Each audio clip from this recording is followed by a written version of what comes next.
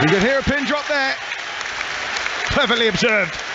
Now time for the national anthem.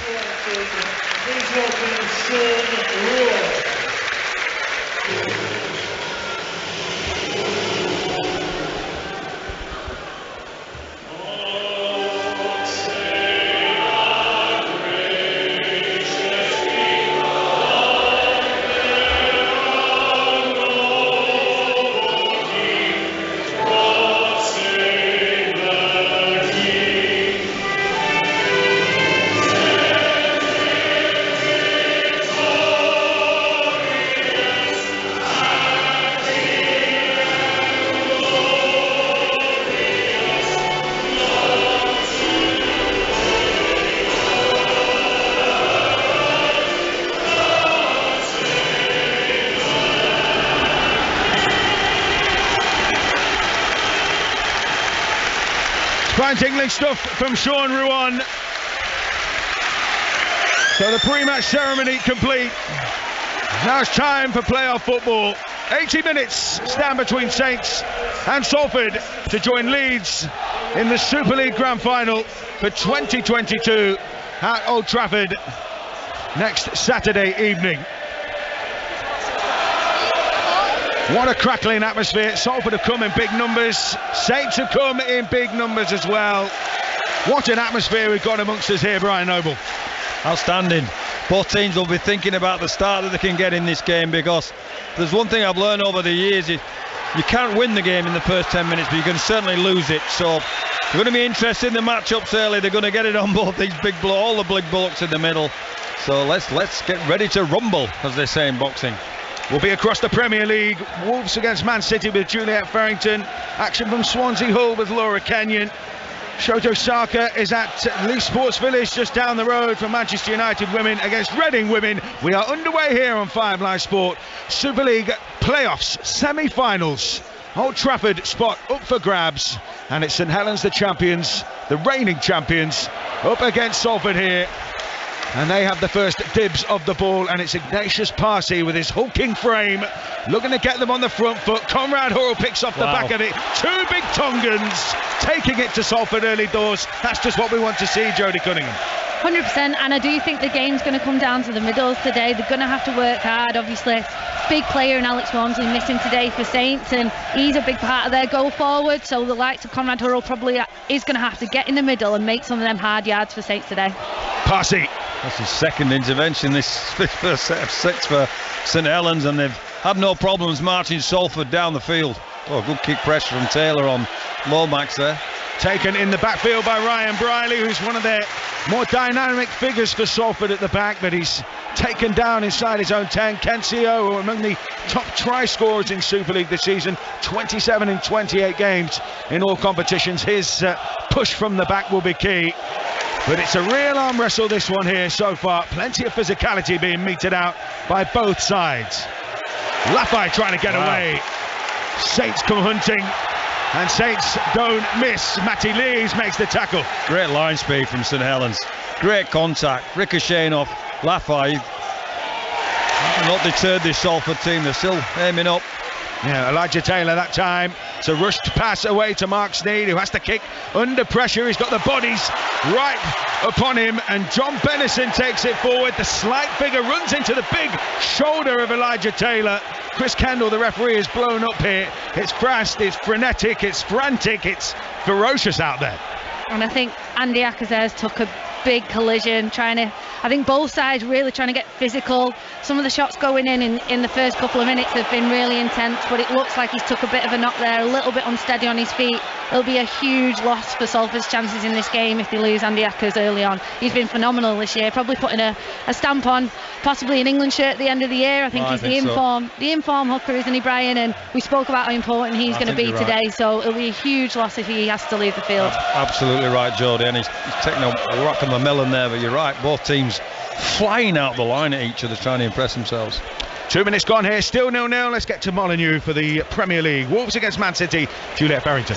Where Manchester City lead Wolves by 2-0, but Wolves are down to 10 men. A straight red card for Nathan Collins. A really nasty challenge as well on Jack Grealish. He caught Grealish high with his boot in the chest or the rib area, kind of the midriff area.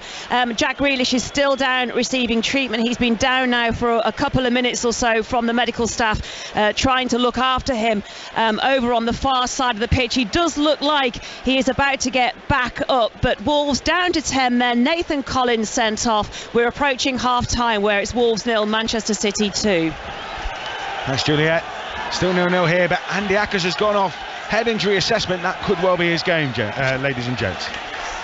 Well, let's hope not for Salford, Matt. He's been pivotal to their... Lomax with a kick in behind, by the way. Briley has to take that, and he's taken back behind his own goal line. So St Helens should get the ball back here. Salford will have to kick out from a drop out from under their own post, so it's putting them under pressure. Had to make the take there, Ryan Briley, but Saints were so quick to shut down the play. Some real intent, I think, to St Helens' attack and defence at the minute. Really getting off the line, wanting to make Salford hurt in these first opening minutes. And that chase, obviously all going forward, and I think it was a brilliant tackle there to get a repeat set. So it'll be interesting to see what Saints can do with this repeated pressure. Winding up here, Saints, on the back of that drop out. It made it to halfway. Martinez is tackled on the 40-metre line, centre field. Big prop forward that he is. Morgan Knowles, a little ball of muscle, takes them up to the 30 here, centre field. St Helens in possession. Jodie Cunningham, Brian Noble and Matt Newsom, your commentary team here on 5 Live Sport. Parsi rumbling forward, holding off a couple of tacklers as he edges to the 20. They're in range here, Saints. Away to that left side, turn back on the inside, smartly into the hands of Matautia. They're lining up maybe here, Saints. They're on the 10. Wellesby runs across that 10-metre line. Short ball to Knowles, and it's gone loose. And now Salford make a bit of a pig's ear of it at the back, and well, I think we'll come back for the initial knock-on.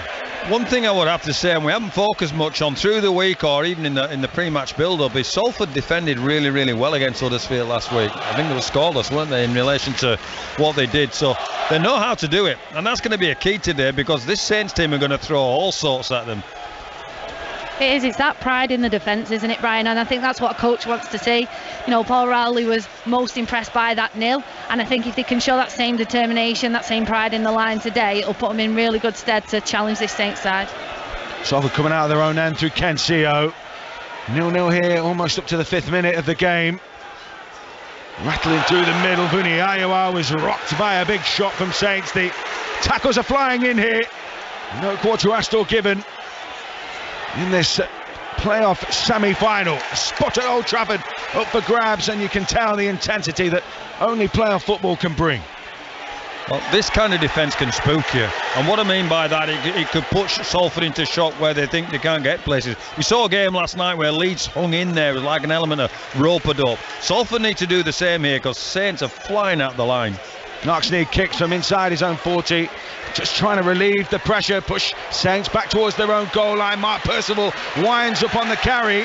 He's been out for an awful long time with a severe bone bruising, but he's back in the fold, and he'll be certainly feeling it there as Tommy Makerton takes it up. It's the quick outside backs, those players with a bit of pace. They give you so much push and go forward, Jodie.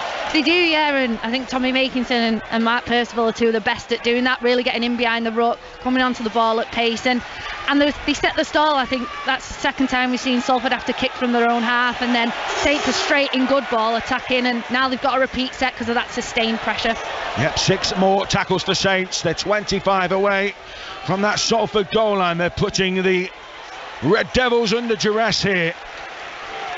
James Roby, who's the metronome who makes them tick from the centre of the field into the hands of Lomax, away to that left side. Matautia tried to catch and pass. It was almost a tip on there, but Salford's line speed that got in his face forced the error.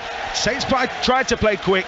They weren't allowed to play quick that time. Well, that's about the quality of the edge defence of Salford at the moment. They're making good decisions. I studied it last week and the week before.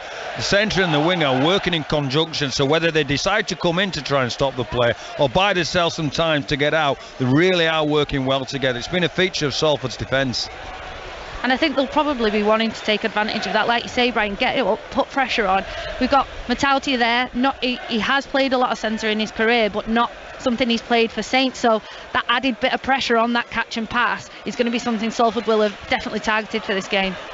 Well, it's these moments here. Salford never are really afraid to shift it. They're 25 metres from their own post. They're deep in their own territory, but they are happy to be expansive, to try and take Saints on the outside. Although at the moment, it seems to be through the middle that they're causing problems. Brian, we're trying to poach sweeties off people in front of us, which is really cheeky. We are trying to do a commentary here, by the way. I haven't missed a beat yet. You haven't, no. Now away to this left side. Sneed out the back to Briley. Lafay. Sliding move from Salford, but Saints are aware of the threat. They got them with plenty of those plays back in July at Jody when Saints went to Salford and were well beaten, but they look like they've learned the lesson here, Saints. They do, and Lafay I think has been fantastic all year. Earned himself a place in the dream team, and I think that's something that's been tasked to Tommy Makinson, is that make sure as soon as he looks like he's getting the ball, you get in his face and you put pressure on, and he's done that really well so far in this game, and it'll be something he'll be trying to continue throughout. No points on the board, 7.5 gone. I think Salford got a penalty there because Elijah Taylor cleaned out Chris Kendall who played before, sent him flying. I think we did all sorts. Chris Kendall's got back in line and said, no, you're offside, you knocked me to the ground. So penalty for St Helens, and that was what the cheer was for. So touch finder from St Helens. They are pushing Salford back towards their own goal line here. They have the size, they have the class, they have the strength as well, and Ignatius Parsi is one of those, as he is put to the floor and finds his feet once again on the 13-metre line. Lomax away to that left-hand side with the scrum cap, the crafty halfback. Well, they need to get the benefits of all their field position for St Helens. Take the opportunity, it's going to come their way shortly. Turn back on the inside to Lees, trying to unsettle those defenders. The big prop forward, stalking forward. It's into the hands of Knowles. Back against the grain comes Simonen towards the post. Left of the sticks here for Saints. It'll be Roby. Throws out the back towards Lomax. There's a little kick in behind it. Batchelor's going to give chase for it. And has he got there before the line? Chris Kendall has stopped the clock. He will go to the video referee. This one is for Tom Grant to sort out in the booth. Saints think they've scored. Salford are hoping they haven't. For me, Matt, I think just a little bit too late for that ball. I think he grounded it, but on the dead ball line. Yeah. I think there may be a little bit of a challenge there for holding back. Joe Batchelor, read that really well. Tried to push really hard on that grubber kick through from Lomax, and actually I think there's a bit of a tug on his shoulder, which might be why he doesn't quite get there. Whether that's going to be something the referee looks at here, we'll see, but definitely I think there was a tug on his arm that meant they didn't quite get there in time. So I think no try, but potentially a penalty coming Saints' way. Well, it's going to be fine margins this. Yeah, you're right. It touches the stripe, doesn't it? The eagle eye next to me had that nailed. Rounded it on the dead ball line. It was millimetres, wasn't it? Batchelor just unable to get there in time for Saints, but what Chris Kendall does now, well, Salford are anticipating a tap on the 20, so... Well, I think they had a look, the video referee had a look and said maybe it was a fair challenge in relation to when Batchelor was steaming through. They couldn't get there. They're hanging on here, aren't they, Salford? Yeah, and how good has Joe Batchelor been all season? I think he's another one for me who possibly, if the World Cup had gone ahead last year, wouldn't really have been in contention, but especially with some of the injuries we've seen throughout the league, I think he's definitely put his name up there in contention just through work rate and effort, which I think you see across the whole of the Saints squad. The likes of Morgan Knowles, you see the effort and determination to make those little bits of plays, and Joe Batchelor's been on the end of some of them this year, so no doubt we'll see a few more efforts like that. Yeah, I think he'll be in the England team, England squad at least. 10 minutes gone, 5 live sports. St Helens 0, Salford Red Devils 0. Buniaiwa, the big Fijian, creeping up through the middle that time for Salford. Buru's on for hooker in the absence of Ackers, as Dion Cross, who's another pick from the Championship. We talked about Joe Batchelor. Dion Cross, another player who's come through the leagues to shine at Super League level. Well, that's the second play the ball that Salford have had in Saints half this opening 10 minutes, so they need to find a decent kick on the end of this set now. Atkin lifts it into the corner. Out through the crowd comes Mark Percival. Well, if there were any concerns about his fitness, I think he's just answered them there, because he was brave and he was big. He was, and you know, they're probably testing him out in this early portion of the game. Not necessarily his conventional position there on the wing and coming back from injury. I think they'll definitely want to test him and test out his fitness, but I think he has stepped up to that so far. He's looked strong, he's looked confident going forward, and he's took some big collisions. So good to see Mark Percival out there and back at his best. Roby with the quick play after the carry from Tommy Makinson. Again, those speedy backs making ground. It'll be Wellesby who takes it forward. Little kick over the top into the corner. Canciono's a good returner of the ball, really lithe and languid style, but he's got some pace about him. But he is put down inside the 20, and St Helens are bang up for this defensively. Really getting into Salford faces, and the home fan, should say the away fans and the away team don't like it. 12 gone. They're being aggressive, St Helens, and that aggression can sometimes be represented with the opposition fans as being too aggressive, but he hasn't. It's been all legal and it's all been tough. Burgess, Joe Burgess, who played in grand finals for Wigan, being at the highest level. Vuniayu to Atkin. They do have some big game experience. Briley trying to get on the outside with some pace here. Tried to take Saints on. He's cleared the decks here a little for Salford. They will kick just short of halfway. Atkins sweeps one downfield. It's a simple take for John Bennison, who loses his footing slightly as he makes his way to the 30-metre line. That's not a bad return. Well, they're gradually clawing their way back into this game, Salford. They're getting a little bit more and more field position as their kicks get better. I think they kicked poorly up until that last kick, so interesting part of the game right now. There's a phrase, Jodie, isn't there? Arm wrestle in rugby league. We're well and truly in that phase. Yeah, we are, and it's who's going to crack first. And I think both sides have defended really well and aggressively. You know, and Salford as much as I think Saints are taking the ball to Salford, I think Salford defending really well, and they're trying to control this ruck, because what you don't want to do is let Saints get a roll on around the ruck. You can see them now going back in at that ruck area where possibly a few defensive marker systems not working. Batchelor chases the kick from Roby, and Batchelor will get there this time, but again the video referee will be called upon by Chris Kendall. Tom Grant with some work to do. This time it goes up as a try, but Joe Batchelor, denied before, I don't think he'll be denied this time. I think that's a perfectly good try, and it's something we've seen. Lomax has done it. He's poked about 3 or 4 little kicks now. They've clearly identified, Christian Wolf has clearly identified an issue for this Salford defence in their own goal line. They've put 4 through now, and now they come up trucks to this one. Well, it was a perfectly weighted kick. Batchelor got ahead of his man. It's all about the grounding now, and for what we can see on the screen, that looks pretty conclusive. It does.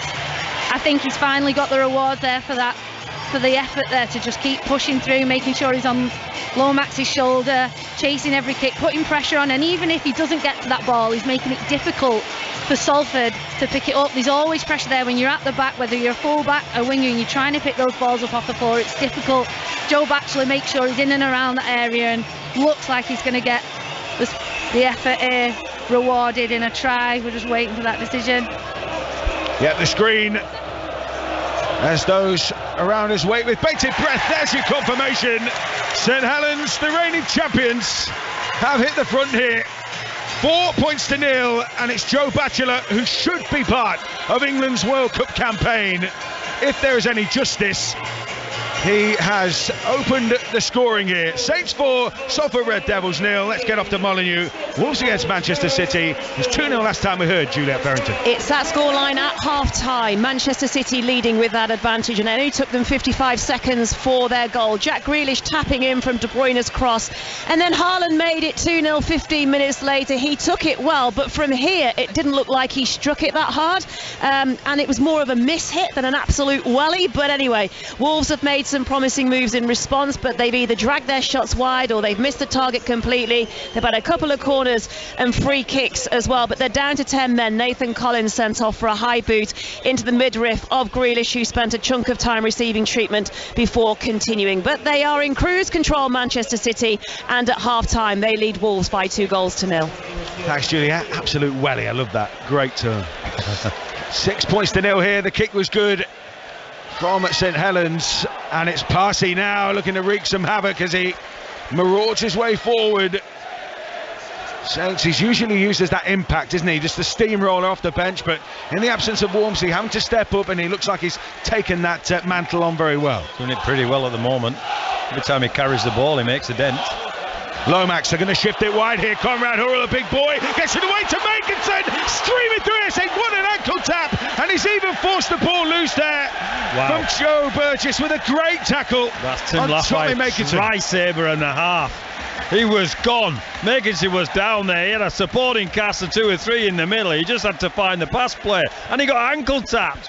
What a save. Yeah, we talk about who's going to crack first, and I think there's a few cracks showing in Salford, but that effort-based, that attitude work that we spoke about, this Salford side showing over the last few weeks, again showing there, not, you know, for all intents and purposes, making us away and scores that. And I think that ankle tap there, it was Joe Burgess, and he's not no slouches. He's shown his pace this year, and I think he needed it, and every single inch of it there to get to Makinson. Saints pushed at the scrum, but Salford got away with it, but they are being pinned here in their own end of the field. Sneed trying to weave his way through the tacklers, but Saints again lock on. Got a nice offload away to Dion Cross.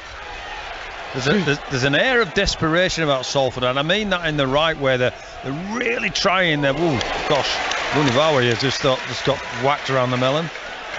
6 points to nil here. It's half time at Swansea as Hull City are the visitors. Here's Laura Kenyon. Swansea 0, Hull 0. Swansea dominant but still struggling to find the back of the net. Ollie Cooper and Joel Peru both came close, the latter hitting the woodwork twice. Hull glimpses of threat on the counter, but second best in possession. Two sides clearly struggling for form, and at half time it's Swansea 0, Hull 0. Thanks very much, Laura. Here St Helens 6, Salford Red Devils 0, and it's Saints who are taking the game to their visitors at the moment. Conrad Hurrell winding up this ball of muscle as he edges his way to the 30. Clever little offload to get Jack Welsby away. It was all rubber-legged. Jinking running from him. Matty Lees carries it right into the heart of the defence. He's still going here, Matty Lees. Tackled on the 10-metre line. Saints are up here. Tails are up. Lomax, double pump from him to Batchelor. Batchelor's in! Try number 2. St Helens cutting loose. And Joe Batchelor stamping those international claims again. He's like the trawler and the seagulls. Lomax is the trawler. Batchelor's the seagull. And doesn't he get his reward? Saints 10, Salford 0. I just think Saints are so dangerous when they get in that position. I think credit has to go there to Matty Lees. He does so well getting in behind the ruck. He makes really great yards. He's just about pulled down, and then he gets a quick play of the ball. And Saints are one of the best at being able to exploit those quick play of the balls, especially on a short side. So Lomax sees it, dominates that side, and then just go flat and fast and find a really great pass, double pump to Joe Batchelor, and he manages to twist and get the ball down there, and it's just brilliant attacking play by St Helens. Well, they're just on a roll. It's an expression. They've got momentum, they've got ruck speed, they're doing what they want. Lomax is attacking the line at pace, which is a Salford somehow have to find or manage to get a grip of this Saints team, or it could be a long afternoon for them, because they're in that kind of mood, Saints, that determination where everything's going right for them because they're dictating. It started with a Hurrell carry, didn't it? 15-20 metres that he found an offload, and then it just cascaded from there, and they're in a bit of form here, Saints, so Salford, they need to send a few alarm bells, and they put an amber flare up at least, is that they've got to get a foot in this game. Just try and control the game for the next 10 minutes, but it's been all Saints. It's been all Saints momentum and all Saints ball. Yeah, one-way traffic, isn't it, at the moment? St Helens have double figures now, 10 points to nil. The kick to come here from Tommy Makinson. Here on 5 Live Sport. Former Great Britain coach and player Brian Noble, Super League winner with the Bulls. Jody Cunningham, a Super League and Challenge Cup winner. England international with St Helens. Tommy Makinson then from this right-hand side, right down the middle. 12 points to nil. The Ho fans are in full voice. Their team are in full flight. And Salford have it all to do as they head back to the middle for kick-off for restart. Mark Sneed placing the ball on the tee. And Salford need to regroup, and regroup quickly. As Matty Lees again tucks that ball under his arm, the rampaging prop forward, but Salford in his face, and the tackle is made at 15 metres away, but they just haven't struggled for yardage at all, Saints. They've ploughed their way downfield at will. Well, that's on the back of what Parzy's doing to him, what Hurrell's doing to him. To be fair, what Lees is doing to them. Saints have got the bit between their teeth, and when they're in this kind of form, you have to hang in there. You have to keep within a score or at least two. I don't think that was a penalty, but he's going to get one. Yeah, straying on there from Tim Laffey, up around the chin of Conrad Hurrell, who holds his face as he walks away from that. Saints have a penalty. I mean, it's another set of 6. They'll gain some ground. Just exactly what you don't want to happen when you're on the back pedal. It's shocking to the system. When Saints are in this kind of role, it's hard to stop it. You know, it's hard to give a strategy for it. Right, you go up there and stop him, and then play 5, you give a penalty away, and all of a sudden Saints are on your line again, and you're thinking it's just incessant. It's really difficult to cope with. Roby just pops that little pass into the hands of Morgan Knowles, keeps it moving away to that left-hand side with Curtis Siranen, who drills his way into that Salford line and inside the 20. Roby swings it back towards the middle. Knowles back onto Ignatius Parcy. More torment for those Salford defenders. Morgan Knowles with a little bit of footwork now, edging towards those posts. Roby has a sneaky peek either side of the ruck. Also, loose pass out of acting half. It's bounced to Lomax somehow. That's when you know it's going your way, because that was as scruffy as it gets from James Roby. You don't see that often, do you? Saints still in the groove though. Batchelor finds Lomax, who is the orchestrator of this attack. Parcy trying to rumble his way through. Salford desperately clinging onto his shirt. Into Lomax. Lomax with the step. Oh, he just lost his footing at the last moment. And that is turnover ball, but not a bad place to hand it over. He was in to all intents and purposes when he's beaten the first man, and then fell over. Salford breathe a sigh of relief. They will have some creaking limbs and aching lungs at the moment, because it has been almost consistent defence from them, and persistent defence. They need to find a way to slow the game down. Well, that's easier said than done, because you need some hard carries and you need some wins to get yourself going a bit forward. Then they need to find a break of somehow a touchline kick or something, just so they can get their thoughts together. Here comes Callum Watkins, been one of the stars of this side, another player with plenty of grand final and playoff experience. In the back row these days, Tyler Dupree, young firebrand front rower, and he's up beyond the 40-metre line that time. Briley finds Sneed. It's time to get the kick away on halfway. Drifts it into backfield, but Saints have their back 3 set, and John Bennison takes that almost like a goalkeeper, and he's up on the front foot already, Jodie. He is, yeah, and I think for me this is where Salford have to be patient. They can't afford to get frustrated and give away penalties.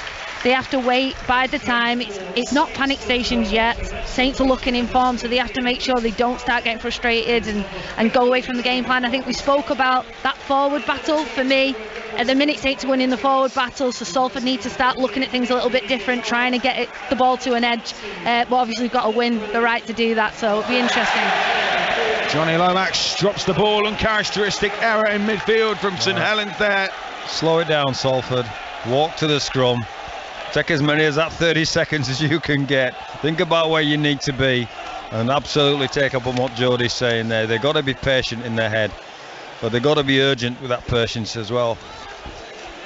Plenty of Premier League football to come on 5 Live Sport this afternoon from 3 o'clock. It's Newcastle against Bournemouth. Eddie Howe against his old team. Maz Faruqi and James McFadden there. And then later the 5:30 kickoff from Tottenham Hotspur Stadium. Spurs against Leicester City. Ian Dennis and Matt Upson. Here comes Salford.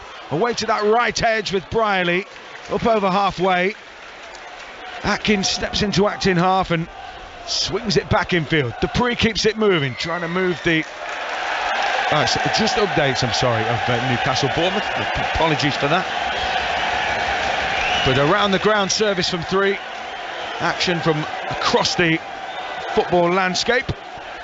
This is exactly what Salford needed to swing that momentum, be a bit patient. Forced an error from St Helens on halfway that gave them good field position, and now they've got a penalty, which means they start with the ball. just outside of the 20, which is great attacking position, and we can see him now starting to throw the ball around. This is exactly what they need to do. They're not going to break St Helens down the middle. They need to throw the ball about. Atkin takes it in himself from acting half, dizzying footwork from the little spiky little halfback from hooker, and he stayed down in the tackle here. There's a little bit of push and shove as Chris Kendall stops the clock and the medical staff run on, but that sort of breaks a little bit of what Salford was starting to build here. The away fans not happy with what they've seen on the screen, that's for sure. Morgan Knowles. I think that's Morgan Knowles, just a little bit of gameplay there, trying to bide his team a bit of time, so pulling his arm around his back a little bit to slow that play the ball down, give his team chance to get back and set. It's an armbar. It's an uncomfortable position, and I'm not sure the Salford fans are liking the look of that on the screen. And Chris Kendall, I think he's consulting his touch judges here, just to try and gen up on where he goes. I think he's just going to have a straight play on here. Salford though 10 metres out, plenty of shape. Well, no, he's going to call. He's been spoken to from the gods. So Chris Kendall reaches for his pockets, and it's 10 minutes in the sin bin for Morgan Knowles. So Saints down to 12 with 10 of the remaining 16 and a half minutes, and Salford here have an opportunity to apply some pressure finally. Well, Atkins was smart on two fronts there. He's gone down and stopped the play because of his injury, but the reality is he tried to put his arm up his back, which I think he's putting his body into a dangerous position. Tyler Dupree hits the short ball at pace. He's stampeding for the line. The Saints just about get bodies in there. That'll be Burrow from acting half. Finds Sneed. Now Atkin. Watkins back against the grain. Callum Watkins. What a try from Salford. First time they've had a proper look at the Saints line, and it's England international Callum Watkins running a hard line over the top of the Saints defence. Salford on the board. Saints 12, Salford 4.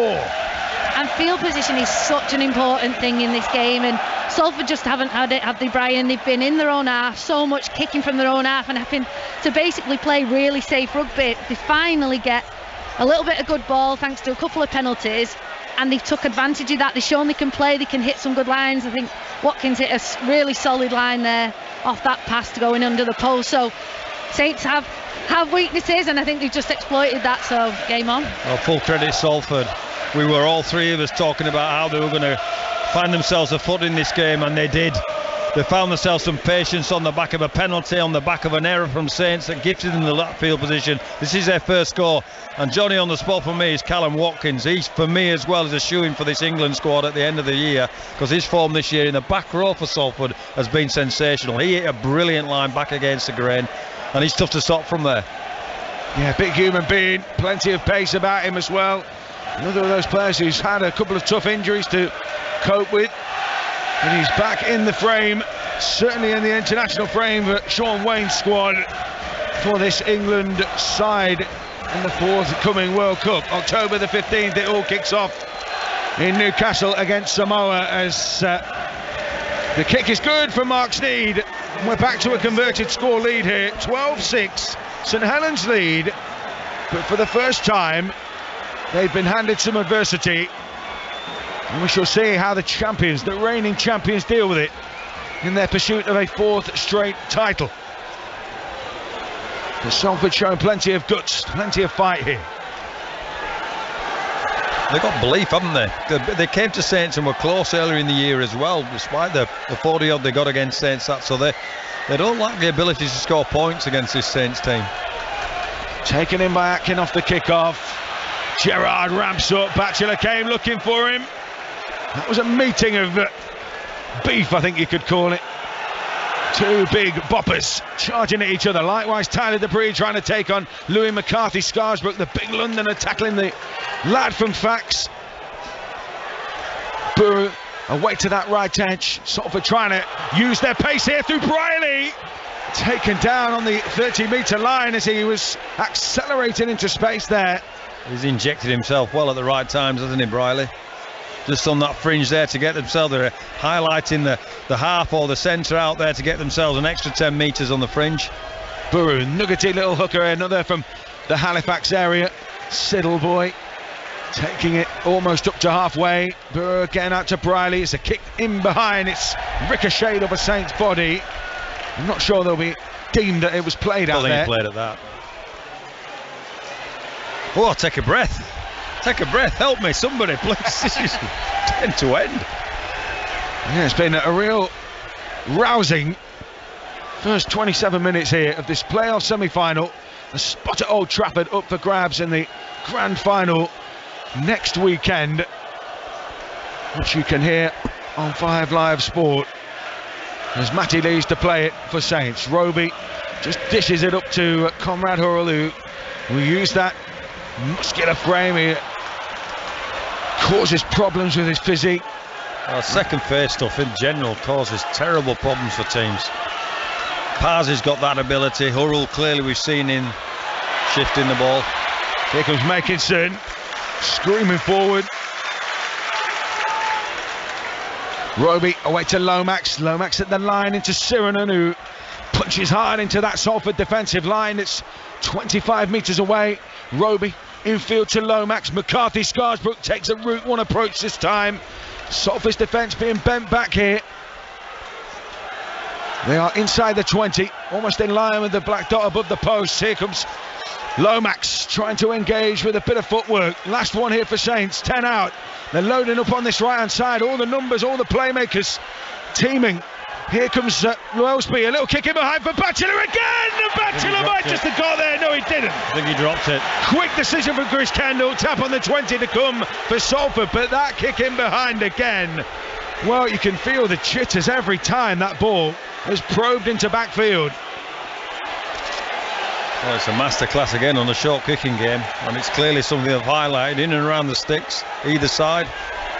It is, and it looks like they've also highlighted this left side defence from Salford. Even then, when Lomax got caught with the ball after a bit of a looping pass from Roby, Wellsby then shifted round to attack this Saints right edge, the left edge of Salford. They clearly see that they're getting some joy around there. I think the right Salford edge have defended really well, so it's just this left side that just needs to fix up a few little things, whether it's communication or possibly the fullback coming around the back, but Saints have found a weakness there and are trying to exploit it. Let's head off to Molineux. Second half back underway. It's Wolves against Manchester City. Here's Juliette Farrington. Yep, and Manchester City at the top of the Premier League as it stands, strolling to a 2-0 lead here at Molineux. Grealish scoring inside a minute, and then on 16, Haaland struck his 11th goal in 7, and with a new record, scoring in each of his 4 away Premier League games. The 10 men of Wolves, though, they've had chances. The player sent off, by the way, Nathan Collins, shown a straight red card for a high boot into the midriff of Grealish. That was approaching half-time, but Wolves yet to score a second half goal this season. Manchester City lead here at Molineux by 2-0. Thanks, Juliette. Routine so far then for Manchester City. Wolves down to 10. We'll keep you abreast of that game with Juliette throughout the afternoon while that one's on. Meanwhile, St Helens defence standing up to the task here. First of all, a massive hit from Jack Wellsby. Came out of the line to crunch the Salford player in possession, and they've just carried that on across the field, haven't they? Forcing the error and getting the ball back here. That'll be Chris Atkin that's checking his teeth, because he didn't miss, and it was a good shot, a good, fair, legal shot. Salford then tried to jump down the short side and expose Saints on the end of that, but threw the ball into touch. So big result on the back of a big effort from St Helens. Sometimes it just takes a play like that to just really change the intensity of a game. You could see that Jack Wellsby's took it upon himself there to shoot out the line, and like you say, he did not miss with that one. And you could see as the play then ended, all of the Saints players coming up, tapping him on the back. They can see how important that defensive effort is. Conrad Hurrell used as the first man off the scrum, and Salford, it's like ants around an ice cream as he is just swarmed upon by these black shirts as he is taken to ground, the big Tongan. The ball comes out, it's been ripped out, says Chris Kendall. It'll be a penalty to St Helens. Well, that's the thing, isn't it, for Salford? They want to be aggressive, they want to get into Saints' faces, but that has to be controlled at the same time. Interesting here, do you take the kick or do you go for possession? They're going for 2. They're going for the post. What are you going for? Yeah, it's a difficult one, isn't it? You know, just short of 10 minutes on the clock. Going for the 2 means that they need at least 2 tries, Salford, so makes sense. I can understand why they're going for the 2 here. Just takes them into the half-time break, knowing that Salford have got to score 2, which I think is a sensible decision at this point. But again, we've seen momentum shift a couple of times in this game now, and Saints possibly shifting it back in their favour now. 12 points to 6, could be 14. Tommy Makinson tasked with kicking duties here. Any update on Ackers? Is he going to return? Has he passed his test? Well, it's been a fair while since he went off, hasn't it? So I think you presume not. He did look a little bit unsteady on his feet, I imagine. You know, it was unlikely he was going to come back out, and we'd have seen him. They'd have made sure they got him back on the field, I think, if he had passed that test. So that's a big loss for Salford. Yeah, if they got through, he would miss the grand final under current 11-day concussion protocols. Well, that one is missed from Makinson. It does at least go behind the dead ball line, so it will be a 20-metre dropout. 20-metre dropout, Matt. We'll fill the rules in for you, buddy. It was about the ball line. I was thinking whether I should have said that or not, to be honest. So 12 points to 6. Yeah, Andy Ackers has failed that. Producer Jamie keeping us in the loop there. So he has failed his head injury assessment. So it'll be Conrad Hurrell. Boy, he's made some meters today. Trampling forward up to the 40 with those tacklers hanging off his back. Now into the hands of McCarthy Scarsbrook, who takes a similar route with the legs driving like pistons up towards that 20-metre line. Roby's fumbled in to play the ball. James Roby normally is no perfect, isn't he? And just a couple of moments in this game where I think even the intensity has got to him. Yeah, he is fallible. He does seem superhuman. No, he's not. He's too good. He didn't actually knock that on.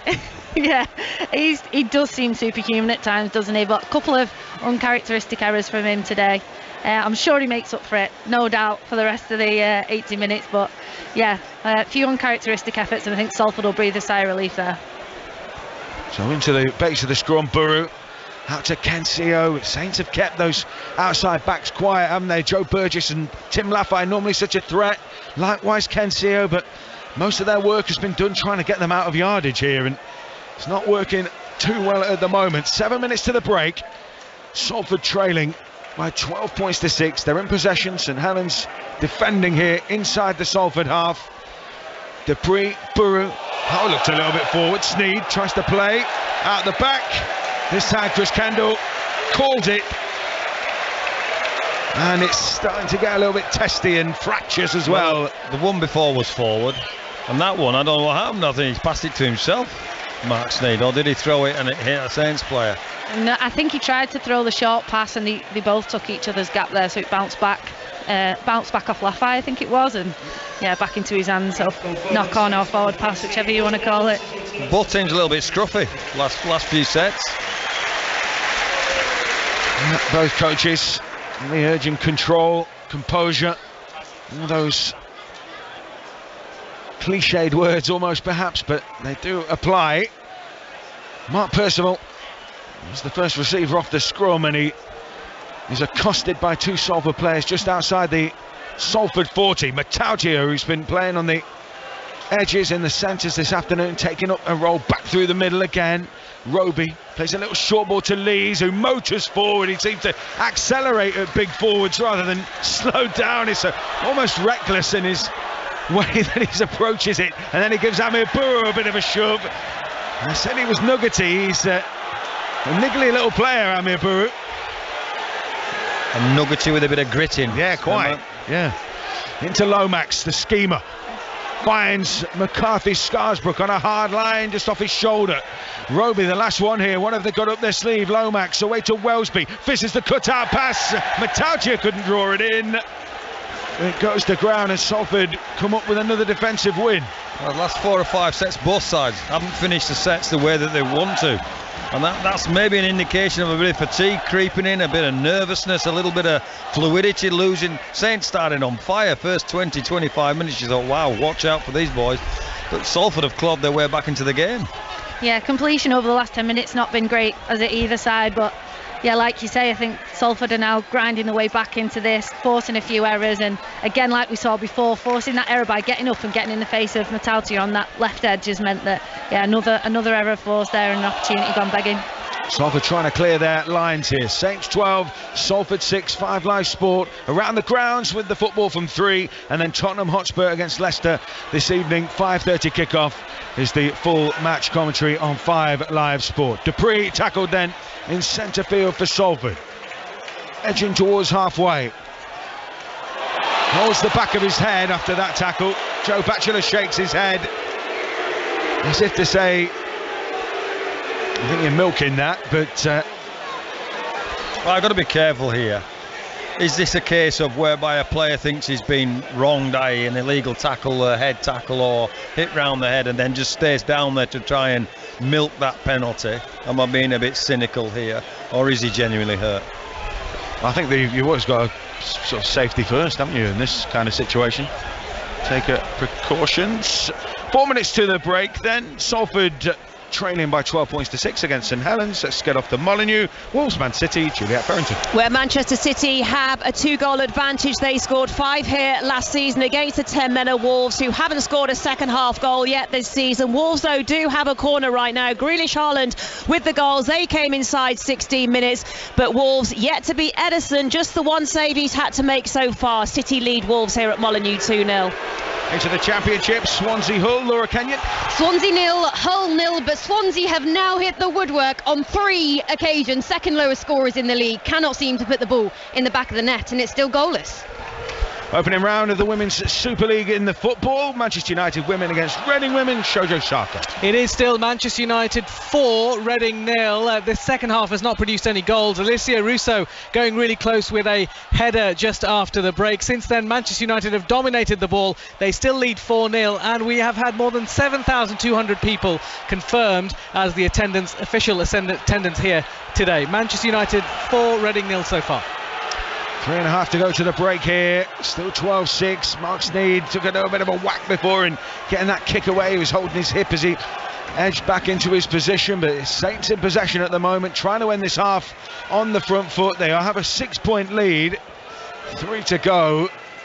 Still pretty finely poised, isn't it? Could be anybody's game. Matty Lees, who's doing some big minutes this afternoon, that's for sure. I think we've got Morgan Knowles back on the field as well, so Saints now back up to the full 13-a-side outfit, and Salford would have wanted to take advantage of that extra man overlap, I think, a little bit more than they have done. I think they had that scrappy period of time during the 10 minutes that Morgan Knowles was off the field, so they'll be wanting to just see out this just under 3 minutes left without conceding any points, because Saints are starting to really put that pressure on the line, and they're getting there. Salford, they're just struggling to make those metres off the line. Yep, Kensio drifting forward off that touchline, trying to expose any chinks in the armour, any gaps in that defensive line. Lafay too thought about the pass, instead he just engages with those big forwards through the middle, toppled the centre who was laying bricks in Australia last season and returned to professional rugby league with Salford this year. What a pickup he's been, and there's a little bit of afters in back play between Matty Lees and Mark Sneed. Here comes Saints though through Hurrell on the return of that kick. Just under 2 minutes to the break, and Saints smell a try. The line speed is good. The way this bloke carries the ball and creates something every time he does. Makinson across field finds Percival, but he's stopped in his tracks that time. Dion Cross. Matautia opposite Hovers, a bit of a juggle from Curtis Sirenen there, but he somehow retained the control, and they're almost inside the 20 here, Saints. Right in front of those posts, it'll be Lomax, pushes it back on the inside to Knowles, who comes onto the ball hard like a train. He scored in the grand final in 2019 against this Salford side. Now Lomax back against the great comes Sirenen. Really tough to stop when you get players running that line back towards the posts. Salford did it, but they are under the pump here on their own line. Roby Throws back out to the 10 for Lomax. Will the kick go in again? This time Batchelor's a little bit far back in back play. Burgess in the end takes it behind the line, and that will be a dropout. But it's one where both sets of players are seeking any chance to get involved in a fracas. Well, this is a big 40 seconds. If this clock keeps rolling, it's in Salford's advantage. That's why they're pushing and shoving and organising a little bit of a fracas so the Saints won't get more than 2 or 3 plays here, Jodie.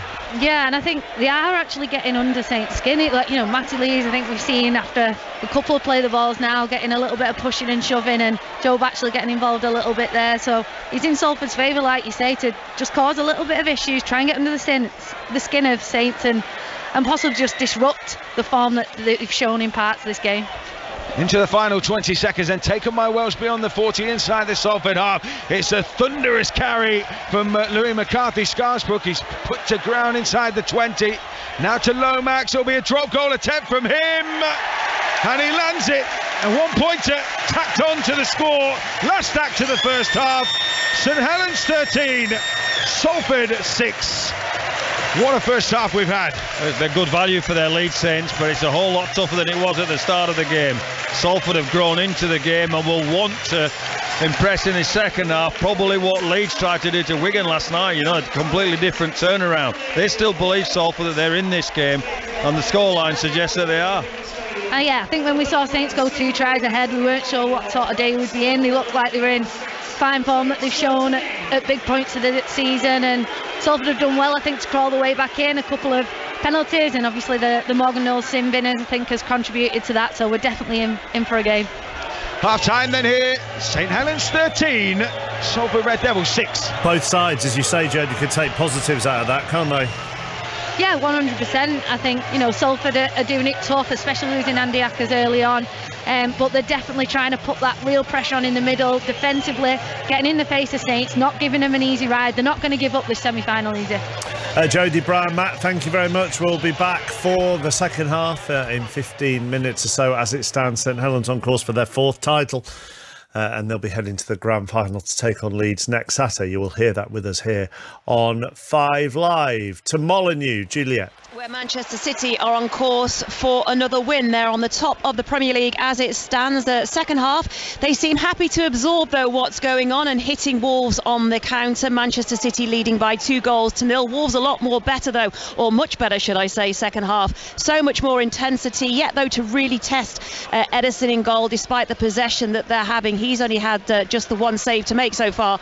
Manchester City, though, 2 up through Grealish and Haaland. Wolves also down to 10 men as well. Collins was sent off towards the end of the first half for a pretty reckless challenge on Jack Grealish.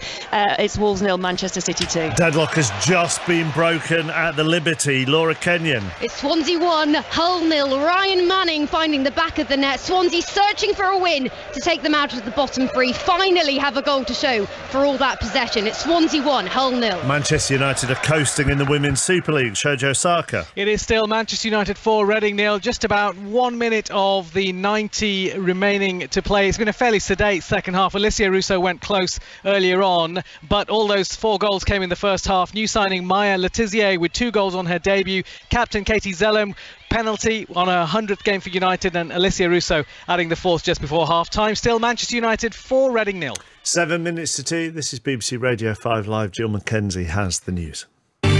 This is BBC Radio 5 Live. Thank you. Good afternoon. King Charles and the Prince of Wales have made a surprise visit to Lambeth Bridge to meet people queuing to see the Queen lying in state. They spent at least 20 minutes greeting the crowds, who shouted, "God save the King." Officials say people joining the end of the queue at Southwark Park can expect to wait around 16 and a half hours. The Right Reverend Christopher Chesson is the Bishop of Southwark. The beauty of pilgrimage is what happens along the way. You have companions along the way, and in that companionship, which was being demonstrated constantly in these days, things are discovered about yourself, about others. There is an encounter, and you feel, as somebody said, part of a community. One man's told the BBC he queued up to see Her Majesty lying in state twice.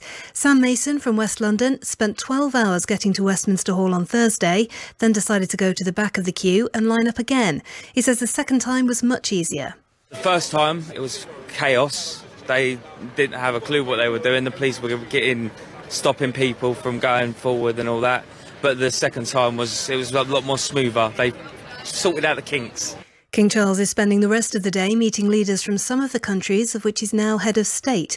They include Justin Trudeau of Canada, Jacinda Ardern of New Zealand and Anthony Albanese from Australia.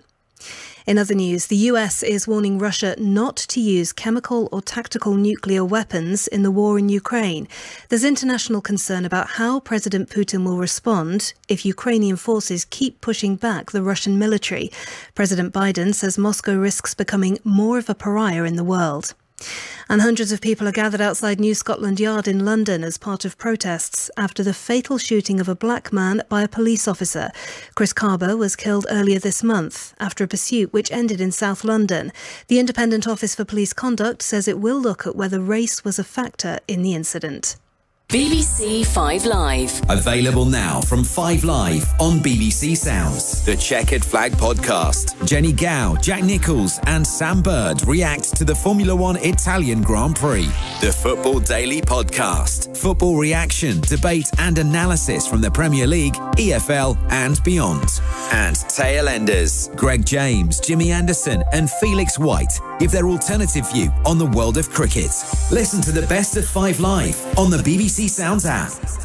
This is BBC Radio 5 Live. 5 Live Sport on a Saturday afternoon. Still Wolves 0, Manchester City 2 in the Premier League. From 3 o'clock, we're going to go around the ground, bring you all the goals as they go in up and down the country, and I doubt we'll see a more shambolic one than the one Hull have just conceded. Laura. My goodness, Swansea 2, Hull 0. Luke Cundle, the substitute, doubling Swansea's lead just minutes after Ryan Manning found the breakthrough. A calamity at the back, not looking good for Hull, on course for 4 consecutive defeats. It's Swansea 2, Hull 0. Still Manchester United 4, Reading 0 in the WSL. The only 3 o'clock kickoff in the Premier League is at St James's Park. It's Newcastle against Bournemouth. Maz Faruqi there for us. Hello, Mark. Yeah, and the Newcastle boss Eddie Howe has, of course, admitted that today will be a very special match for both him and his staff, several of whom were with him at Bournemouth, a club he says is very close to his heart. In his programme notes today, one he famously, of course, guided to the Premier League for the very first time back in 2015. And it's a club that, as both a player and a manager, was part of his life for 22 years, so half his lifetime. So we do expect a really lovely reception from him from the away fans here today. In terms of things at his current club, Newcastle, right now, despite some really entertaining games, and that 3-3 draw against Manchester City springs to mind, and the man sitting next to me today was also here that afternoon, so hopefully that's a good omen. It is, though, 5 league games now without a win for Newcastle, but a fortnight's break might have benefited some big players who could return today from injury for them. We'll find out with the team news in a couple of minutes whether Alan Saint-Maximin or Bruno Guimaraes are fit to return. And that man next to Maz is, I'm assuming you're talking about James McFadden. It'd be embarrassing if I wasn't. It would, wouldn't it, really? We'll talk to him in just a second, but there's been another goal at Molineux. Jules. Yeah, Manchester City, another goal for them. This time it's Phil Foden who gets on the score sheet. De Bruyne, it looks like Haaland first of all gets involved. Looks like he plays him in. He certainly crosses the ball I can't see who the ball actually came off, but it definitely came off Foden to get the finishing touch, and he struck that sweetly into the bottom corners. So Manchester City increasing their lead. Here at Molineux, they lead by 3-0. Kevin De Bruyne putting the ball in for Phil Foden to get the third. Let's talk to James McFadden then alongside Maz. We mentioned earlier on the show, actually, both sides have got the same number of points here. It feels like a big game for Newcastle, this. Yeah, it did. I was listening on the way. Thanks, James. Thanks. And I couldn't believe that they were on the same points, because you look at the perception of both clubs. You know, Newcastle, if you didn't look at the table, you'd think they've had a great start. They looks really promising for them. Bournemouth, obviously, well documented their 9-0 against Liverpool, and you think, well, they're having a shocking start, but they're level on points, and then that flips to the pressure being on Newcastle, because if Bournemouth can get a win, then they obviously go above a team who everybody thinks has had a brilliant start to the season. Now, I think the performances have been good. You look at the game that I was at, the Man City game, was an outstanding game of football. It really was, and the way they approached that game, was really, really good, and they got the reward in the end in getting a point. But they need to start winning games, because the longer it goes on, you do stop talking about, particularly today. I think today's the game. If they don't win the game today, then all of a sudden it flips to they've not won, since the opening game of the season, and Bournemouth then go above them. So interesting game, but I would expect them to turn up today in Newcastle and get a win. We'll get the team news from Maz after the final whistle has gone at Manchester United Reading in the Women's Super League. Shojo Saka. It's finished Manchester United 4, Reading 0. Maya Letizia, the defender, looks a really good signing. 2 goals on her debut. It was such a dominant win for United. Their keeper Mary Earps had so little to do. She could have been dancing on a table as she did after the England's European Championship win. Dominant victory, Manchester United 4, Reading 0. Team news, Maz. So 2 changes for Newcastle from their last game a fortnight ago, which was the 0-0 draw with Palace, that controversial one, of course, where they had a goal ruled out for VAR. Bruno Gomes does return from injury. No Alison Maximan, though. Dan Burns also in, so Sven Botman and Sean Longstaff drop out. Just the one change for Bournemouth. It's their captain, though, Lloyd Kelly, who is absent. The last time he didn't play, by the way, was that 9-0 drubbing at Liverpool, and he's replaced by Marcus Senenti. So Maz and James are there for us, all the goals as they go in from 3 o'clock this afternoon as we go around the grounds. Ali Maxwell from Not the Top 20 podcast will join us for that as well. We're also racing this afternoon. We've got 2 in different venues. John Hunt is at Newbury for the Mill Reef Stakes. This is at 10-3. How does this look, John? Yes, a beautiful day here in Berkshire, Mark, and a really interesting 2-year-old race here. The Mill Reef Stakes, remembering the great Derby winner from the early 1970s, Mill Reef, one of the best we ever saw, of course. And this sees the start of a really important 3-week period for horses of the 2-year-old age bracket, because they're all bidding to put their imprint on the season before being launched on classic campaigns next year when they're 3. So today at Newbury, next week at Newmarket, and in a fortnight after that, Newmarket as well with the Dewhurst Stakes. They're the big races we'll be watching out for, and here on 5 Live we'll be at each of those venues. This year's renewal looks well up to standard. Roger Varian, the Newmarket trainer, won the St Leger for the 2nd time last Sunday, and he looks as though he's got another potential star on his hands with Sakir, the favourite to win this afternoon's race. His jockey David Egan is in great form. He won the Leger last week as well, and has already won the first 2 races this afternoon here at Newbury. Thank you very much, John. Darren Owen has the Air Gold Cup for us at 20-4. Darren. Yes, Mark, a big crowd gathering here on the west coast of Scotland for Scotland's richest flat race. And I suppose all eyes on Kanjar. Now, Kanjar is the red-hot favourite for this year's renewal, a lightly raced 3-year-old. The trainer is William Haggis. The jockey is Jim Crowley. The trainer is actually slightly concerned that the horse is not streetwise enough for this assignment, but he's the sort of horse who has the chance of progressing to championship sprint level. And a number of horses who have won the Air Gold Cup over the last sort of 20-30 years, the likes of Locksong, have gone on to win championship sprints. So Kanjar falls into that category. Also in the race, you've got the likes of Bielsa, who came up the stand side, ploughed a lone furrow up the stand side to win last year's race. Kevin Ryan trains Bielsa. He has sent out the winner of the Air Gold Cup on no less than 5 occasions and has got 4 chances in today's renewal. And then we're looking at Comanche Falls, winner of the Stewards Cup, which we broadcast you on 5 Live at Glorious Goodwood back in July. Comanche Falls has won the last 2 runnings of the Stewards Cup, and he is bidding to win the Air Gold Cup, another great cavalry charge, which was last done, the Stewards Cup Air Gold Cup double was last done in 1996. Now, just leave with this fact, Mark. Jim Crowley, Graham Lee, PJ McDonald, 3 jockeys in action today in this 6-furlong cavalry charge have all ridden in the Scottish Grand National, which is over 4 miles. That's from one extreme to the other. Thank you very much, Darren. So there are 2 races this afternoon, 5 games in the Gallagher Premiership today. Northampton London Irish just got underway, no points on the board there yet. It's Bath Sale, Leicester Newcastle, Wasps Bristol, and at the Stoop, Harlequins against Saracens, and Sarries have won 7 of their last meetings against Quins. Sarah Orchard.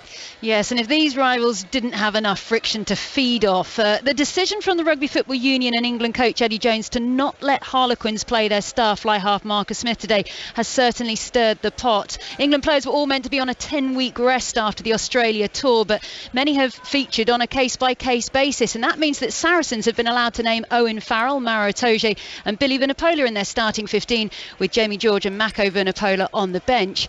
Quins, they've turned to the Italian Tommy Allen to play fly half in the absence of Smith, whilst Alex Dombrandt captains at 8. This is never a dull fixture, and kick-off at the Stoop is at 3. The One Day Cup final is on Sports Extra at the moment. Kent into their closing stages. They're going at virtually 6 and over, aren't they, Melissa Story?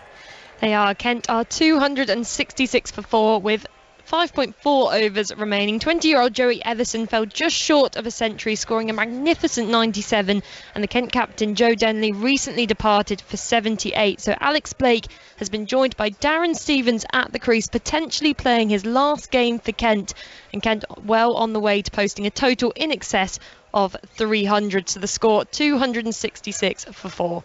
Yeah, Sports Extra, if you want to listen to that. Manchester City are going top of the Premier League, Jules. Yeah, and you kind of feel they're in the mood for another goal here at Molineux, where they lead Wolves by 3-0 now. Phil Foden adding to the first half goals from Grealish, and Haaland, he was in the box putting in his shot on the end of De Bruyne's cross. That was the last piece of action for him. City are about to make another substitution, their fourth, but Foden, part of a triple change from Pep Guardiola, and De Bruyne has also been replaced as part of that. Boos for this substitution. But anyway, Manchester City lead Wolves 3-0. Busy day in the Football League, some mouth-watering games, particularly in League One, where we've got a 5th against 2nd, 2nd against 3rd, 4th against 1st. We'll go around the grounds from 3 o'clock, bring you all the goals as they go in England and Scotland. But we're ready for the second half at St Helens. They lead Salford 13-6. One of these teams 40 minutes away from a grand final appearance next weekend against Leeds. Back to Matt Newsom. Cheers, chappers. The players on the way out again. The fireworks streaming out, and actually quite welcome, because it's got a little bit chilly this afternoon, it's fair to say. So a little bit of fire hasn't gone amiss as the heat being turned up on the field. Very much so by Saints in that first half. 13 points for them, 6 for Salford, who were on the rack at times, but got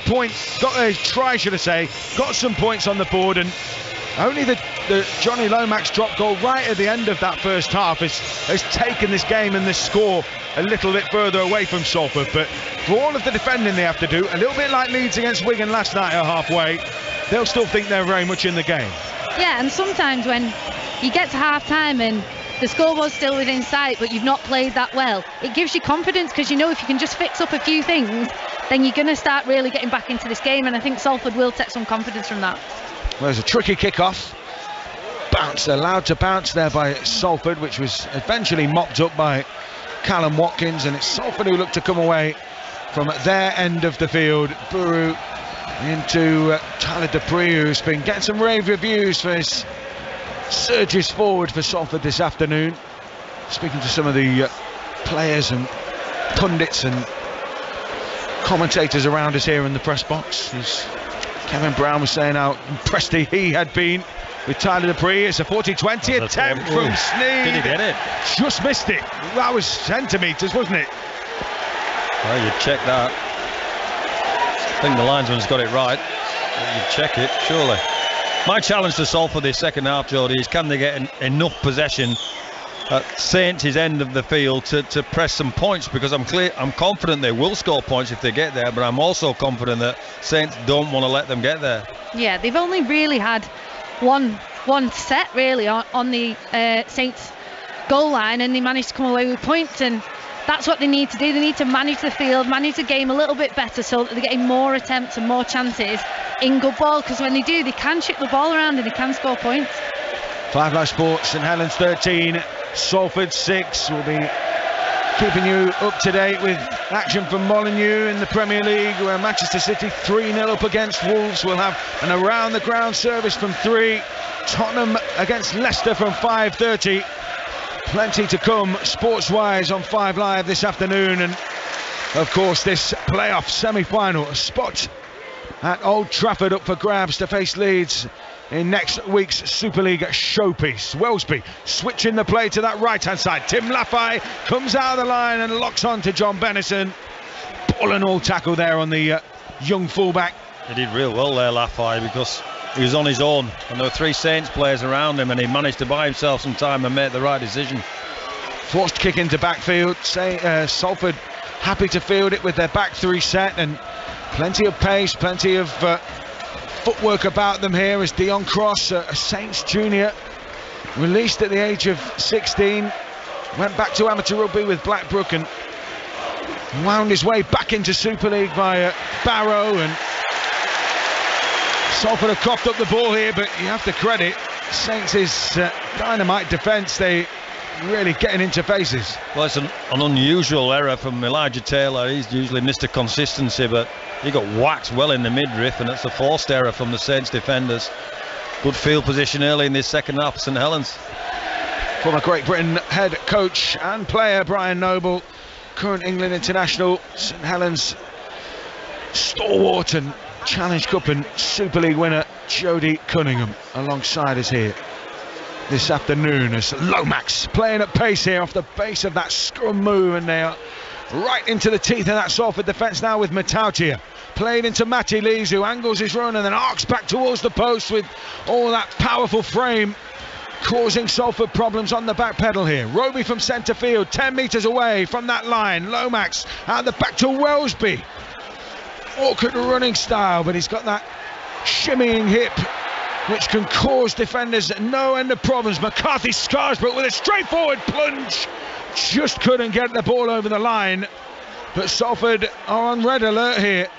Lomax back on the 10, across to this left hand side now with Siranen, who played in the halves in his younger days. He's a big framed back rower these days, and he takes Saints within a couple of metres of the line. Matautia back towards the centre, 10 out. Lomax with that kick in behind again, causing so many issues. Salford take the ball behind the line, and it will be a goal line dropout again, but that was just a pure intent from St Helens in attack there. Super kick again. They've got those short, Johnny Lomax has got those short kicks nailed, hasn't he? They've had 5 results from short kicks from Salford's end of the field, and it's just so hard for Salford to get out of their own half. Just 5 minutes gone. Salford already, having had that half-time break, will probably feel that it was a long time ago. It's been one way, Route 1 stuff from Saints there. Tyler Dupree almost looked as though he caught his man high, but he's got away with it, says Chris Kendall. But they are back almost on their own goal line here, Salford. Saints from centre field, options left and right. They'll go right with Lomax. Back in field it goes towards McCarthy Scarsbrook, just hovering on the shoulder, making sure those defenders can't just slide away to that right side. Lomax back against the grain comes Conrad Hurrell, shuffling forward with that bulk and brute strength as he's tackled inside the 10. Now Wellesby swings it to the left hand side. Lomax again with the kick. Matautia can't get the ball down. Did he knock it on? Siranen claims it, but it is an initial knock on. He had the ball over the line in his hand. Did he knock it on? It was so close. I think he did there. He was just trying to bend down and pick it up, and you know, he's a big bloke to get down there and pick that up. But again, we just see Lomax feeding the ball through and just getting the exact right weight onto his kicks, which is, it's not easy. He makes it look easy, but it's not easy to make sure that every single time Salford have to contest for it. They're not going dead. There's not too much on them. Every single time Salford are having to contest and deal with it, and Saints are putting the pressure on. Well, Juliet Farrington was talking about Kevin De Bruyne's quality for Manchester City. Those kind of through passes and those crosses and those balls in for the likes of Haaland. And well, Johnny Lomax has got the ball on a string like that today, and the Saints have forced an error here from the scrum as well. Yeah, that's that pressure. The boy Atkin there was trying to clear the base of the scrum and just dropped the ball with pressure from Johnny Lomax. So head and feed, centre of the 6, 10 metres out to Saints. You won't back against them here. And there's a bit of push and shove at the scrum. Well, last night I remember hearing on the video ref after one such thing, Liam Moore said to the two players, "This isn't rugby union, just get on with it." I thought it was a little cheap dig, but there we go. But yeah, both Matty Lee's being called over here. Well, with Shane Wright, I think it is. Oh no, it's Tyler Dupree, isn't it? Well, neither player is going to back down, but they're being told to back down here by Chris Kendall, so they'll combine this scrum and get the play going.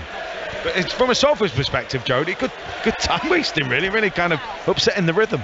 It is, yeah, because you know it's unfortunate there. They did well. They forced a bit of an error on Matautia trying to pick that ball up, and they just need to slow things down for Saints. And I don't know whether they caught Yeah, Johnny Lomax, I think. Johnny Lomax been caught high there, so possibly another penalty they've given away.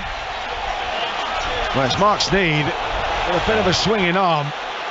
Well, he's static, Mark Sneed, isn't he? And I think he's stretching, he's reaching. He's not on his toes. He's stretching and reaching, and when you're doing that, you're almost always putting yourself under pressure. Well, it's a penalty, and it's a penalty on the back of a surge from Johnny Lomax from the base of the scrum. I don't think there'll be any more action than that. I think they'll penalty, and they'll think they'll take the 2. Well, this is where my enthusiasm for running the ball won't get me a spot as a coach at any point. I think with the 7-point lead, there's merits in saying play on. In fact, I would play on. I think they are playing on. Well, there you go. They've listened. Here come Saints. They are in range here. They can almost reach out and touch the line. James Roby stood at acting half here. Sweeps left with Lomax. Now Matty Lees trying to drive holes in this Salford defensive cover, but they are desperately scrambling. Set restart. Another 6 tackles to come. Curtis Sirenen using his ballast to full effect, but Salford make the challenge just outside the goal line. Roby back into the middle with Knowles. Up the jumper stuff from him, but he's foiled in his attempts to brush his way across the stripe. Roby, they'll go to the right. Lomax delays his pass and he's taken down. Bit of a third-man flop there from Elijah Taylor. I think he lost his footing, but it will be a play the ball in front of the post hit. Knowles onto Lees. Oh, he came so quickly onto that ball, but Salford get the muscle involved and stop him in his tracks. Wellesby jinking and hovering and darting and weaving. Nice little offload away to Lees. Matty Lees.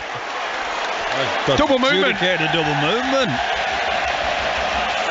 Wow. So it's chalked off. That looked like a definite try, didn't it? And I think Salford actually defended on the line really well there. I kept counting numbers and thinking, are Saints going to get them there? And they actually managed to slow the play of the balls down enough that they had a set defence each time. And it was actually just the offloads that caught Salford there. And I think they've got lucky. Maybe needed a little bit of a look there. Saints 13, Salford 6. I think there's been a goal. Swansea Hull, Laura Kenyon. There has. It's Swansea 3, Hull 0. Another defensive mistake. This time Dutch striker Joel Peru pounces. And Swansea, they finally found their goal-scoring groove. They lead Hull 3-0. Convincing display from the Swans. Two teams desperate for form in the Championship. Hamid Buru almost had the ball pinched off him, but he somehow kept it in his grasp. Saints 13, Salford 6. At that point of the game, half an hour to go. Still just the 7 points in it, 2 scores. Tim Laffey trying to get Salford on the front foot here. Elijah Taylor takes the pass. They're still going with a little bit of a venture, Salford. That certainly hasn't been curbed by the pressure. They're not going to die wondering, are they? They're all trying to push into holes. They're all trying to find the extra pass because they understand the relentlessness of this Saints defence at the moment. Half an hour to go. Buru finds Sneed. Sneed plays short and flat onto Elijah Taylor, but he is crushed by that Saints defensive line speed. Batchelor and Lomax involved that time. Sneed has to kick, sends one up. It's a squiggler in the air, and it's taken by John Bennison at the back, and he's straight back into the fray. Well, just a representation of what Saints are doing to Salford. Sneed hasn't kicked the ball comfortably once throughout the whole of this game, and we're 50 minutes into the game. Every time he's kicked the ball, he's been under pressure, and that's just an indication of what Saints do to you. Massive stint from Matty Lees, almost a standing ovation as he heads to the sideline for a well-deserved break. Jake Wingfield is on, a local lad. Quite a core of those players who grew up around this area know what it means to the club in this Saints team. Wingfield gets the ball now. A big unit, a big human being as he takes them within 30 metres here. Roby onto Wellesby. Will it be a kick down that left-hand side? It's one rolled into backfield.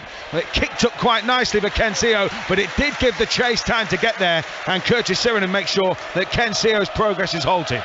And it was another short kick, and I think we've seen so many of them from Saints, and Salford have got the same ammo in their bag. They're just not getting in field position to be able to really try that short kicking game that Sneed does so well. He's constantly, like you say, Brian, he's kicking with pressure and he's kicking from his own half, so he's only got the option of putting his foot through it. Well, a set restart, another 6 tackles for Salford. That will be welcome, but again, they're treading water, really, aren't they, at their own end of the field? Well, I think we asked the question. Salford's challenge in the second half was to get to this part of the field so they could employ either a short kicking game or one of their players that they have that will cause Saints some problems. Saints just haven't allowed them. The relentlessness of their line speed in all parts of the field. Salford looking for a shift here. Oh, Watkins has spilled it. Salford have got it back. Chris Kendall happy that the ball went backwards. Tyler DePriest has come to the touchline. Puff of the cheeks. I think it tells you just how ferocious it is out there. Atkin, oh, big shift for Lafay. Now they might have some opportunity here. Turn back to Burgess, but Saints read the play so well. And Joe Burgess is folded up origami over on that left-hand side. Saints forced the error again. We got a little bit of luck there, I think, Salford, when, you know, Watkins arguably could have been given as a knock on, and they said, you know, play that by St Helens, and then I feel like they've wasted that set a little bit. They forced an offload there from Joe Burgess when they actually challenged that right-sided defence from St Helens really well, and you could actually see Tim Lafay in full flight and Joe Burgess just trying to get that offload away, and probably wasn't really on. I think if he had his time again, he'd just keep hold and take the tackle. I think Salford are missing the boy Croft, certainly, and Ackers. They've been pivotal to their surge in good form and incision into the opposition. You know, when you got Ackers at 9, he's a threat, and you have to account for him. And certainly Croft in the halves, he takes the line on. Yeah, that little jump out of Acton Harbour, the little run from where the ball is every time. He normally goes into space, Andy Ackers, and they've lost a bit of that mobility, a little bit of that go forward. Saints have had no problem getting the go forward on as Louis McCarthy Scarsbrook makes way, and Conrad Horrell comes into the middle for a little bit of a carry, gets himself involved up beyond the 40 inside the Salford half here. St Helens attacking. There's almost an arrowhead of options there as Wellesby spots the fullback, not at home, kicks into backfield. It will just trickle behind. A 7 tackle set here for Salford. That's a result. That's the first time that Saints haven't had a result from a kick, if you like. It wasn't a bad kick, but it gives them 7 plays from their own 20 metres. Same question to ask. How are you going to get to the other end, Salford? St Helens 13, Salford 6 here on 5 Live Sport. Former Great Britain coach and player Brian Noble, current England international and former Super League and Challenge Cup winner, or current Challenge Cup winner, Jodie Cunningham, with the St Helens club on commentary this afternoon. Around the grounds from 3, all the action from the football across the Premier League and EFL, and then after that, Tottenham against Leicester. All on 5 Live Sport this afternoon and evening.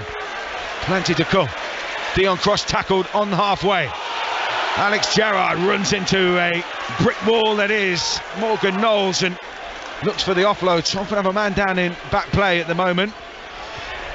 So Saints 13, Salford 6 here, full time at Molineux at Wolves Man City. Juliet Farrington.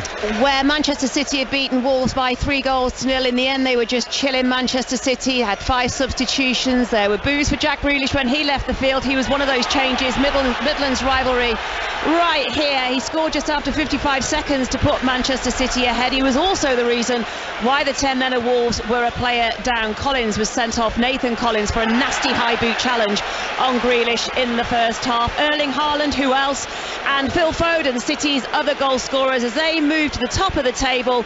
Comfortable afternoon, 3-0 winners here at Molineux this lunchtime. It was Wolves 0, Manchester City 3. Cheers, Juliet. Saints have just a break for a moment.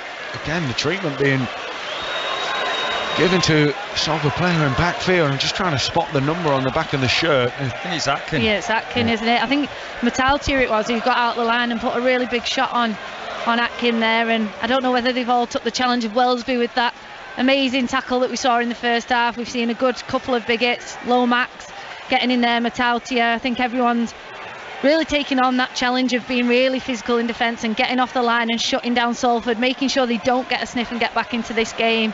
But he's definitely feeling the effects of that one. Hopefully we'll get back on his feet shortly, and that'll be another big miss, another ball player missing. You know, we spoke about the loss of Andy Ackers, and and Brodie Croft. I think if they lose Atkin at this point in the game, it's going to be another huge hit to Salford. They're certainly giving them every chance, aren't they? Manipulation of whatever the issue is over there.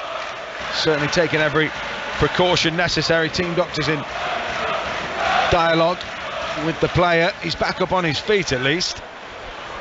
Going back to that shot from Wellsby, when it's a playmaker, when it's a player, a pivot, or somebody who's so integral to your attacking game, does some hard, some hard yards like that, how much does that lift the rest of the team, especially, as you say, those forwards? Because if they see, a player like a pivot or a playmaker doing that kind of thing, then, the onus gets ramped up a bit, doesn't it?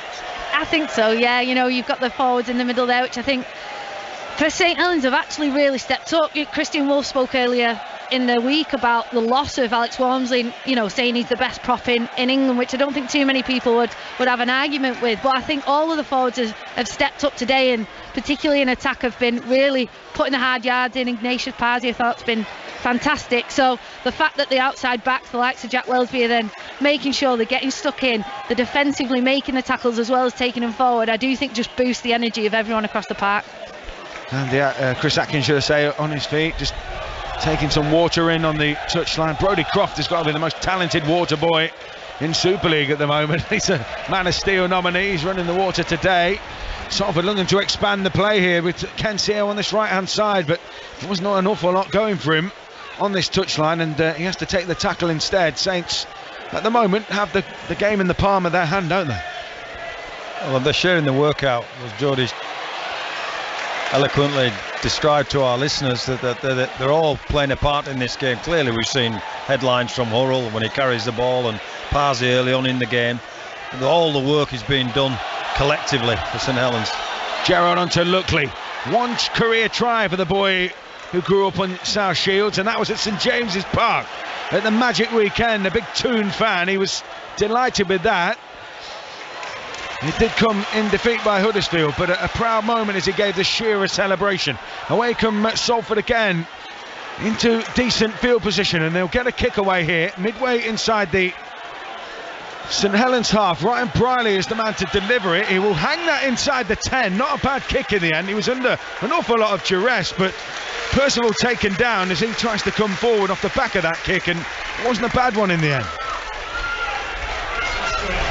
Salford at the moment struggling to contain Saints when they do get the run on out of backfield, and Ignatius Parsi is one of those players in particular, along with Matty Lees. Jake Wingfield maybe winding up for one here. Instead it goes left to Curtis Sirenen, who pummels his way into that defensive line up over the 40 metres. Up to halfway goes Roby.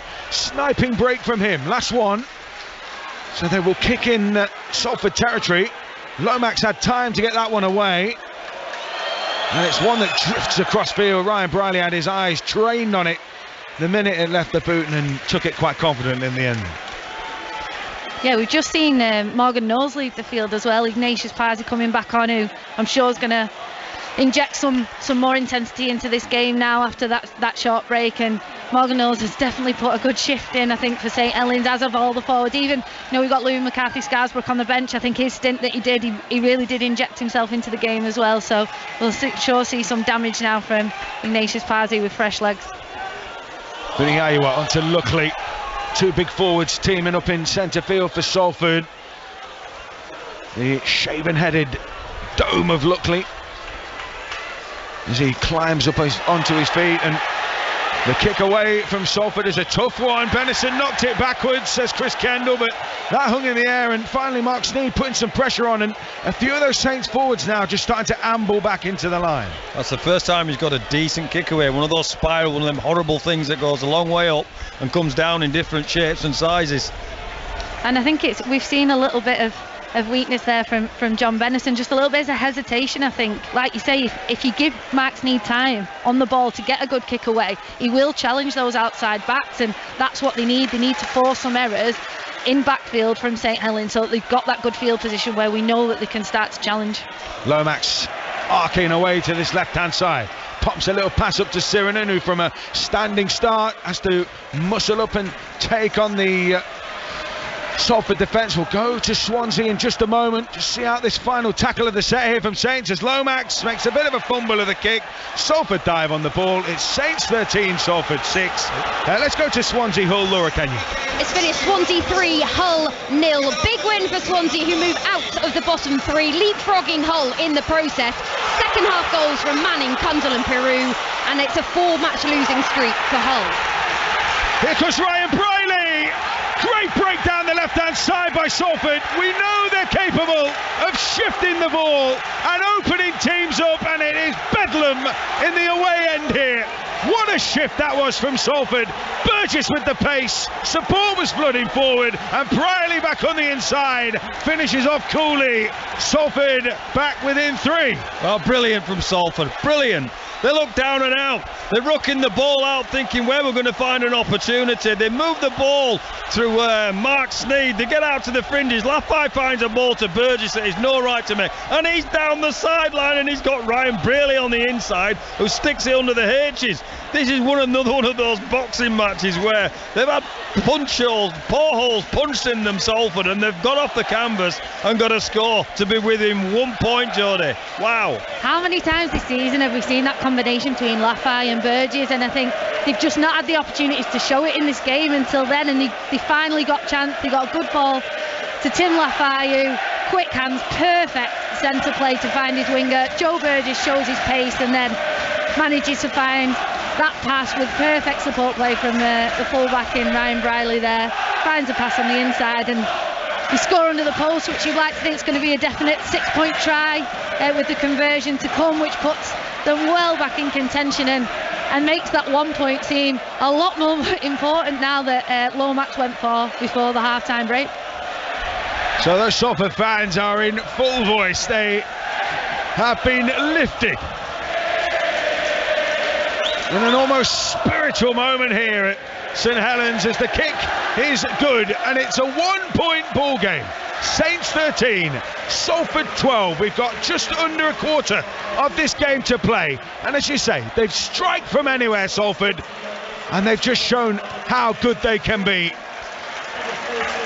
And now the onus is on Saints to tighten things up again and wrest control back, because we know Rugby League's a momentum sport. You get a try, suddenly you jag a try, and suddenly you have the flow. You have all the momentum going your way. Well, the key is to keep playing, Saints. Keep playing. They've closed themselves down a little bit, I feel. Become a bit system orientated. They need to find some second face. They need to get Hurrell and Parsi involved in the game, and then they need to give the ball to Lomax, who's been killing those short kicks. A place in the grand final is the carrot at the end of this 80 minutes here. Manchester United's theatre of dreams lies in wait, but only for one of these two. Leeds lie in wait too. Will it be Saints? Will it be Salford? With Salford trying to write their little part of history again. It's a high tackle, it's a penalty, which goes Salford's way. Suddenly, having been drowning in backfield, they are flooding forward. Yeah, you make your own luck, and you need a little bit of luck in a game, but I think Salford, that try and that opportunity came from putting pressure on, not giving up, having intensity in the defensive line and forcing. We've talked about how dangerous Lomax's kicking game's been. They got out the line, they forced Lomax to make an error off a kick, which gave them the field position that, again, we spoke about multiple times, how important that is. And now they're making their own luck. They forced themselves a penalty by really hard running out their own half, and thought there might have been a bit of an error to play the ball there, but it's play on, and again that little bit of luck I think Salford need, and he's getting them right back into this game. Watkins almost threw a gap, but he was shut in that time by Matauti. King Vuniyahua's turn, the big Fijian, trying to stomp his way forward. Buru from acting half flings a little pass onto Gerrard. Sneed out the back to Briley. Now the big skills are being thrown out here by Salford on that left-hand side. Burgess released again, dragged down by some desperate defence. Saints come up with the goods this time, but Salford looks so dangerous on that short side. All pressure, and it's all left-hand side. It's all going through Lafay, and they're trying to get Burgess away again. Some short interchange of passes there. Mark Sneed coming into his fore, to find an opportunity down the short side, and Lafay with the big right hand fend gets Burgess away, and They scramble the play. They scramble the play to Saints. Around the grounds on 5 Live Sport from 3. Tottenham against Leicester from 5:30. Plenty going on here. It's a playoff semi-final in Super League. 13 points to 12. The Salford ball, so a Saints player must have batted that ball down. Well, luckily finds Buru. Sneed now has a chance to unload some of those talents within this Salford side on the Saints line as Gerrard is stopped in his tracks. Buru sneaks back to the centre of the field, driven across the 10-metre line by Saints' line speed as he's finally put to the floor on the scrum line's right-hand side. Watkins finds Atkin. Now it's on to Vuniyawa. Manages to free the ball. They've got numbers here. Wow. Elijah Taylor. Oh, it's gone through a gap obstruction. Well, it opened up for Elijah Taylor. Chris Kendall says it was an obstruction call which created the gap, and Salford denied. Well, you can tell Salford have rattled St Helens here.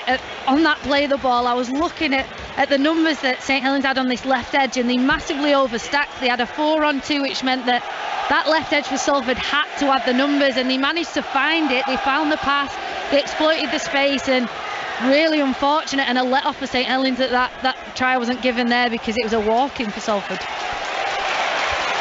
Elijah Taylor yomped into space, but pulled back for obstruction. 2 balls on the pitch. So Saints' attempts to get the game flowing just held up a moment. Well, the message here for Saints: you let Salford into that part of the field and they're going to trouble you. They've only been there 3 times. They scored 2 tries and had 1 disallowed, so get the ball down the other end of the field if you're a Saints. Ignatius Parsi doing just that, and then getting an offload away to Joey Lussick, and they're up to halfway here, Saints, on the back of that penalty. Wellesby finds James Bell. Pirouette from him and an offload to Lussick, but a really good locked-on tackle. In no way was he getting beyond Alex Gerrard there that time, Joey Lussick. Against his old club, he helped them to the Grand Final in 2019. He helped them to the Challenge Cup Final in 2020. He's a Saints player now via Parramatta. Here comes Ignatius Parsi again, showing all the brute strength and raw power that Saints will be looking to here, maybe to unlock this Salford defence. It'll be Lomax. This time goes aerial into the corner for Makinson. He was just screened off it there by the back line for Salford, and the visitors can bring this ball away. 13-12. Great catch from Burgess, but good kick from Saints. Lomax has put it into the corner, and they've got that old challenge again. Kencio, skittering run from him as he's tackled on the 20. Salford trying to force their way out through this wall of red V. Just a 1 point in it. Saints with a narrow lead here, looking to win at Old Trafford, looking to get to Old Trafford, looking to win the Super League Grand Final for a 4th straight season, which has never been done before. They've got champion quality, they've got muscle memory of these, but at the moment Salford them causing them enough problems, enough quandaries to keep this game pretty equal. But look at those Saints forwards just trooping back, and Tommy Makinson, an outside back surge from him will be most welcome. Ignatius Parsi looks goosed. There'll be a few tired legs out there. This has been, you know, the playoff dynamics are you're out if you don't get there. It creates its own juice towards the back of the game, or taking your juice away. Psychologically, they're tough games to play in because the stakes are so high. Yeah, it is winner takes all. Place in Old Trafford or your season over. Curtis Sirenen, whose father Paul was a big favourite in Australia with Balmain, and he suffered grand final heartbreak as a player with Balmain. A kick into backfield, taken there by Burgess in the field of play, weaving his way through a couple of tacklers before he's dragged down, and Saints will be happy with that given how dangerous it looked when he first fielded the ball. Looking to shift it here. Seo can't get away. There's some real defensive menace about Saints at the moment. Watkins has flung that ball wide. Bell's got it now. Saints looking to strike, having retrieved it. Batchelor on a hat-trick. Saints 10 metres away. looking to ice it. 11 and a half to go. Lomax turns it back to Hurrell. Scragged by a Salford player who dragged him down by the shirt. Still, they are in range. James Bell thumping it up through the middle this time, trying to set a platform. Lussick into acting half, loves to go from short range himself, turns it back to Siranen as Welsby. Siranen going for the line, just about kept away from that white line by those Salford defenders. Now Wingfield hits the turf, tackle from Elijah Taylor. They are under the pump here. Lomax rolls the kick in behind. Has it been finished off by Benison? This one's going upstairs. It seemed to kick up kindly for Benison, who travelled onto it. Might just have got it down. It's going to the video referee. Try on field decision.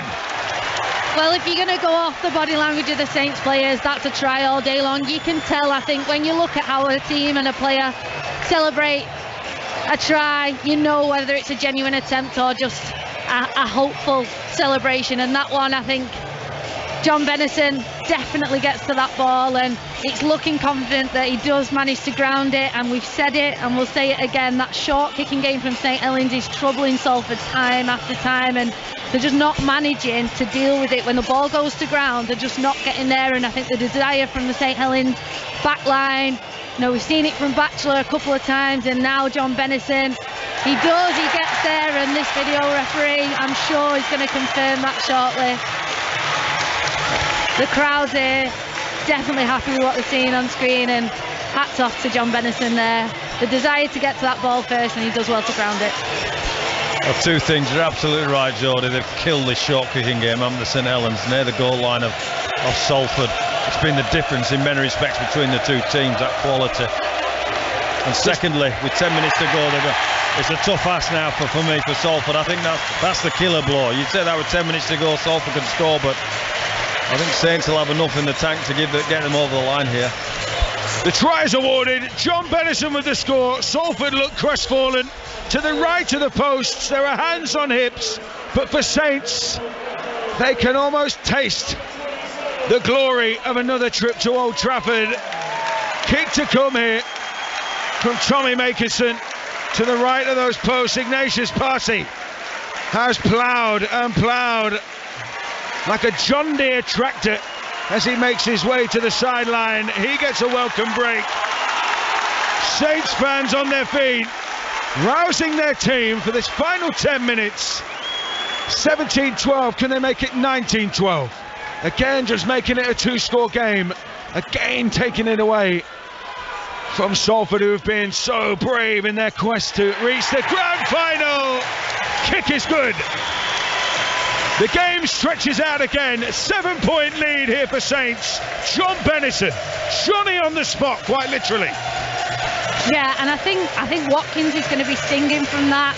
You know, Salford had defended well, they got in a good position, and then, you know, he was only 20-30 metres out from his own line, and he tries a bit of a hopeful offload, and it goes to St Helens' hands, and that put them in the field position for that try. So again, it's just Salford are just their own enemy at times with some of those forced offloads and errors that are costly, and a team like St Helens will take advantage when you give them ball like that. Old Trafford lies in wait for Saints unless Salford can conjure up some magic between now and the 80-minute mark. That hooter sounding. Well, I've got to give full credit to Salford here as well. They're flying off the line, trying to make a forced error, trying to get themselves some field position, so they still think they can do it with 8 minutes to go. Lussick made a big carry off the back. Plenty of pace, plenty of movement. Jack Welsby followed suit, and Lomax was the recipient as Lussick kicks in behind. It ricochets off Ormondroyd. It's been scooped up here. They tried to play quick Saints. They tried to play sneaky, but they couldn't get the execution right. Well, that would certainly have put the game to bed. But as it is, Salford will get the ball back here. 8 minutes 15 and counting. 7 points the deficit. 5 Live Sport. What an afternoon of rugby league we've had here. This playoff semi-final in Super League has delivered almost everything. Both semis have been terrific stories, haven't they? Terrific narratives for the game of rugby league. Rugby league at times can be a sport that looks inwardly on itself quite critically, but we've had stadiums full of atmosphere, we've had action. Here comes Salford again with Tim Laffey attacking that left-hand side up over the 40. Tackled in the end though, he had Burgess on his shoulder. Back in field it comes Sneed onto Ormondroyd, son of the former Villa and Bradford and Leicester beanpole, Ian Ormondroyd. A little bit of a different body shape to him, isn't he? He's a big, powerful unit. Atkin out the back to Briley. Nice kick in behind here. Seo gives chase. And in the end, John Bennison has to mop it up, takes it over the sideline. Salford will get the ball back here in range.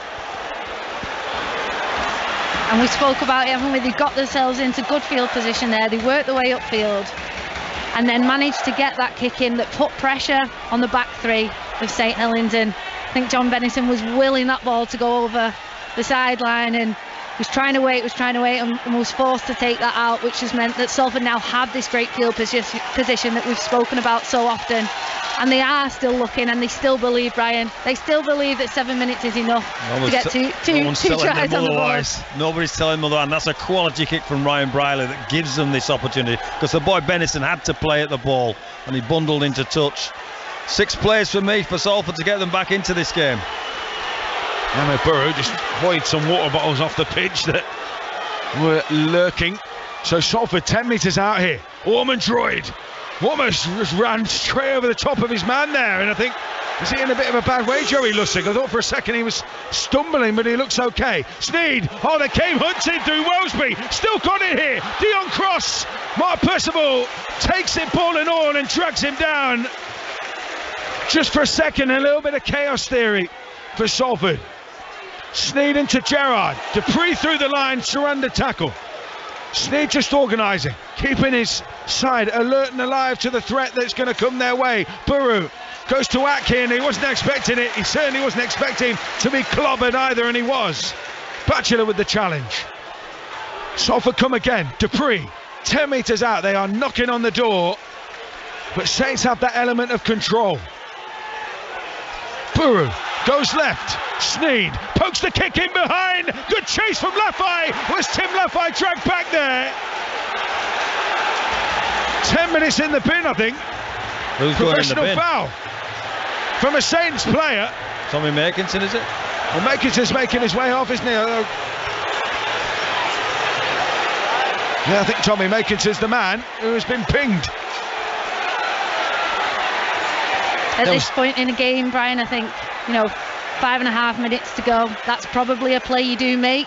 There's Tommy Makinson. It was a dangerous kick, just fed through. It was sitting up in goal. Brilliant kick from Matt Sneed, and the Salford left edge will get into that. Is it not a penalty try then?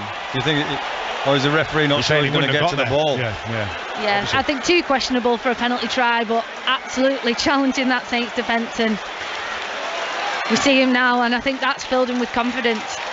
Numerical advantage for Salford. They're in field position. Can they make it count? They've been ruthless so far. Buru finds Sneed. They're inside the 10. Goes short to Ormondroyd, but James Roby putting every fibre of his body in his way. Bell there as well. They'll come short side again. What a hit from Morgan Knowles. Flew out of the line like a missile. Salford not being allowed to dictate here. Watkins tries the footwork and almost wriggles his way through, but Roby makes a super tackle. Cross flings it back in field. Atkin drives it across field to Sneed. Sneed throws the pass to Laffey. Have they got the numbers here, Salford? Tim Laffey throws the pass back out. Chip over the top and a good take from Saints. Well, Salford threw so many angles there, so many shapes. It was scare 'em, scare 'em. It's a desperate Dan time. It's desperate for Saints, a man down. They've got to fight like mad to get out of their own half. It's desperate for Salford because they want to get over the line to take this into the last couple of minutes. 5 Live Sport Super League playoff semi-final. St Helens 19, Salford 12. A penalty goes St Helens' way. That will relieve some of the pressure because it has been building, it has been tense. Yeah, Matt, that's a killer, that one. I think Salford were really building in energy, building in excitement. They were challenging the St Helens line and they were getting off now, trying to really just pin St Helens in their own sort of 10-20 metres, and then I think it was a high tackle which has led to a penalty, and that's just a pressure reliever now. St Helens can take the time, and I think, you know, you spoke before, Brian, that Salford will be wanting to slow things down. Well, they'll definitely be wanting to speed things up now. They can see the clock turning down, and Saints are now the ones who are trying to slow the pace down and take a break every chance they get. Salford fans giving Chris Kendall some stick, but I think he's managed the game pretty well, to be honest. So You're not trying to tell me that rugby league fans are disappointed with the referee, are you, Matt? I was just saying they were particularly vocal about it. 7 points in it, 4 minutes 11 on the clock. The clock's been stopped. Treatment being afforded to Amir Buru here. There's a few patched heads as well. Is it Mark Percival who's sporting a bit of a Steve Foster, a headband special? It's been bruising. It has been frantic and ferocious, and Leeds will have sat on and watched this and thought, whoever we end up playing, they're going to feel the heat, aren't they? They're going to be feeling the bruises. Grand final next week. Conclusion of a gruelling season in Super League with a World Cup on the horizon. You'll be able to see that hear that on the BBC throughout October and November. Here comes Bell for St Helens, just trying to see this job out here. They know Salford will get a couple of sets in this back end of the game. It's about whether they can complete the job themselves here. Error free, don't need to win the game twice, is the old adage, as Knowles ramps up and takes Saints inside the 30 last tackle. How important was that low max drop goal just before half time? Mosby threads it into backfield. Kencio with Slipfielder's hands there, took it right around his bootstraps, and he was smashed as he did so. And a few players pointing to the head. They want the medical staff on here. Yeah, it was an accident. I think it clashed somebody's knee. It was almost a loss of footing, wasn't it? Was it Matautia perhaps? Or Matty Lees maybe, who came flying in, doing his job, which is to shut down the play, but he's come out almost as sore as Kencio here.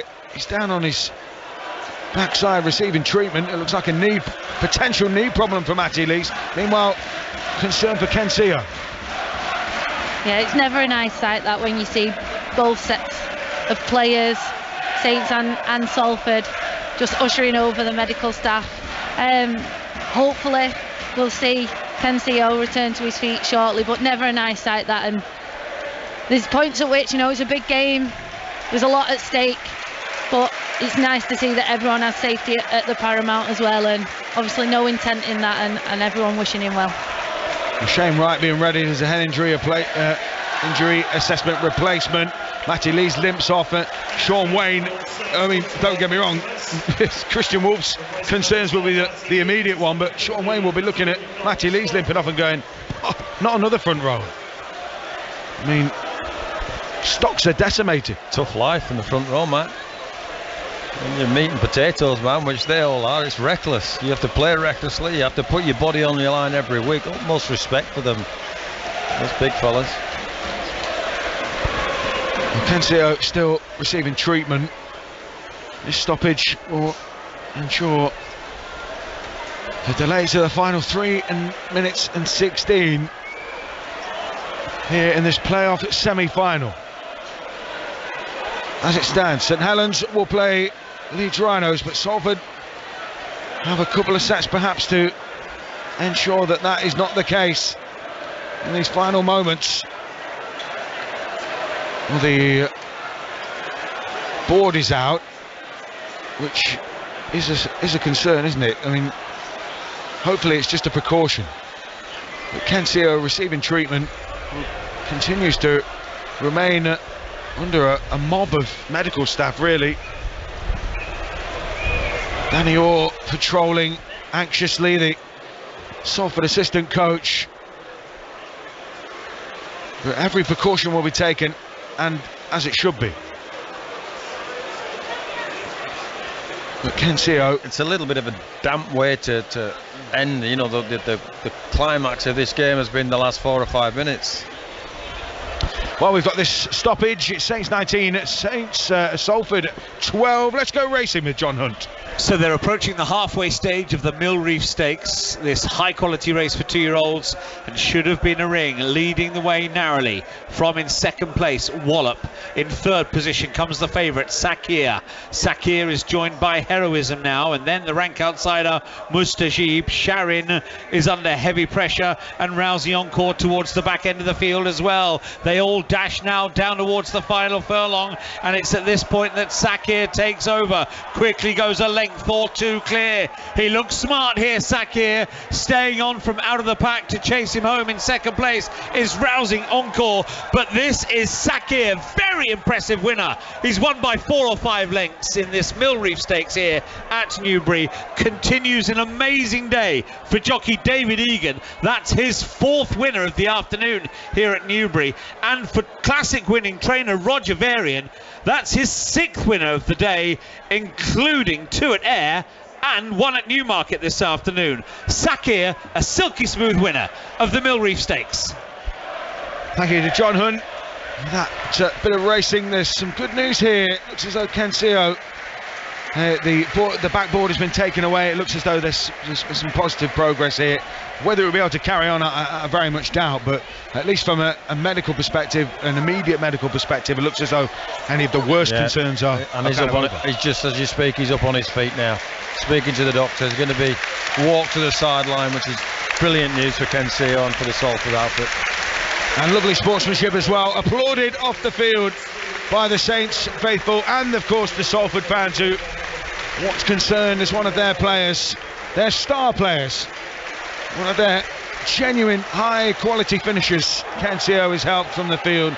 Shane Wright came on as a head injury assessment replacement in the midst of all that, and as the ball is fizzed to touch, Salford on the back of that penalty come forward here through King Vinny Iowa. 3 minutes to the hooter, unless something happens. And Iowa knocks on at the play the ball. Pressure there from Louis McCarthy Scarsbrook. He argues that there was a hand in, but the onus is on the player to retain control in that position. It is, yeah, it's always one of them that can go either way, but the way the Saints fans and the Saints players celebrated that one, it felt like an important moment. It felt like that might have been the game. Time's now ticking over, just 2.5 minutes left, and obviously Saints possession now halfway in the field, and they'll just be wanting to see this out now. Yeah, that's the game, Jody. They knew that. As soon as Vuniwawa dropped that ball, game over. Conrad Hurrell hasn't forgotten that the game's over. Oh, his team to have been stripped here. The ball came loose. For a second, I think Salford thought the shift was on, the big moment was on, but play called back by Chris Kendall. Well, I think he'll take 2 here. I think he'll take a minute off the clock. Oh no, he's kicking it out. I got one wrong. What's up with me? Johnny Lomax just sends it to touch. And it'll chew down the clock when they wait for the ball back here. Benison, who's one of those try scorers, it'll be a tap by Roby. It'll be taken forward that time by Conrad Hurrell. Up over the 30-metre line. Clock ticking by, almost a minute and a half, just over a minute and a half to play. Saints headed for that grand final. It's Louis McCarthy Scarsbrook muscling up here for Saints. They want to go out with a bang here. Or go on with a bang as Morgan Knowles is tackled 15 metres away centre field. Still just over a minute to play. Roby plays short to Bell. Bell takes on the line with a bit of footwork. He's still going here, the Scotland international, but he's toppled inside the 10. Roby comes to the left here with Siranen. Minute to go. Last one here for Saints in this set. They have a 7-point lead. Roby looking to put it beyond doubt. Held up, and he will hand the ball over right on the Salford goal line here. 19 points to 12. Saints have done it. Salford forced back behind their own line, nearly there. The race for a fourth straight Super League crown is on. Big kick from Sneed, looking to get Burgess away into space. Burgess flings the ball back. Lomax might have knocked that on. Salford will get the ball back here. 18 seconds and counting. They'll be desperate to form the scrum so that they can stop this clock. But, I mean, it's Hail Mary time plus 20, isn't it? Well, it's Hail Mary time and you ain't got enough time on the clock, boys. The game's done. The hooter sounded. Chris Kendall has blown the whistle as St Helens are headed back to Old Trafford again. They are on course for a fourth straight Super League Grand Final. They will look to beat Leeds Rhinos to make it 4 on the spin for the first time in the Super League era. Salford have been brave, but it's Saints who march on, and they will face Leeds next weekend.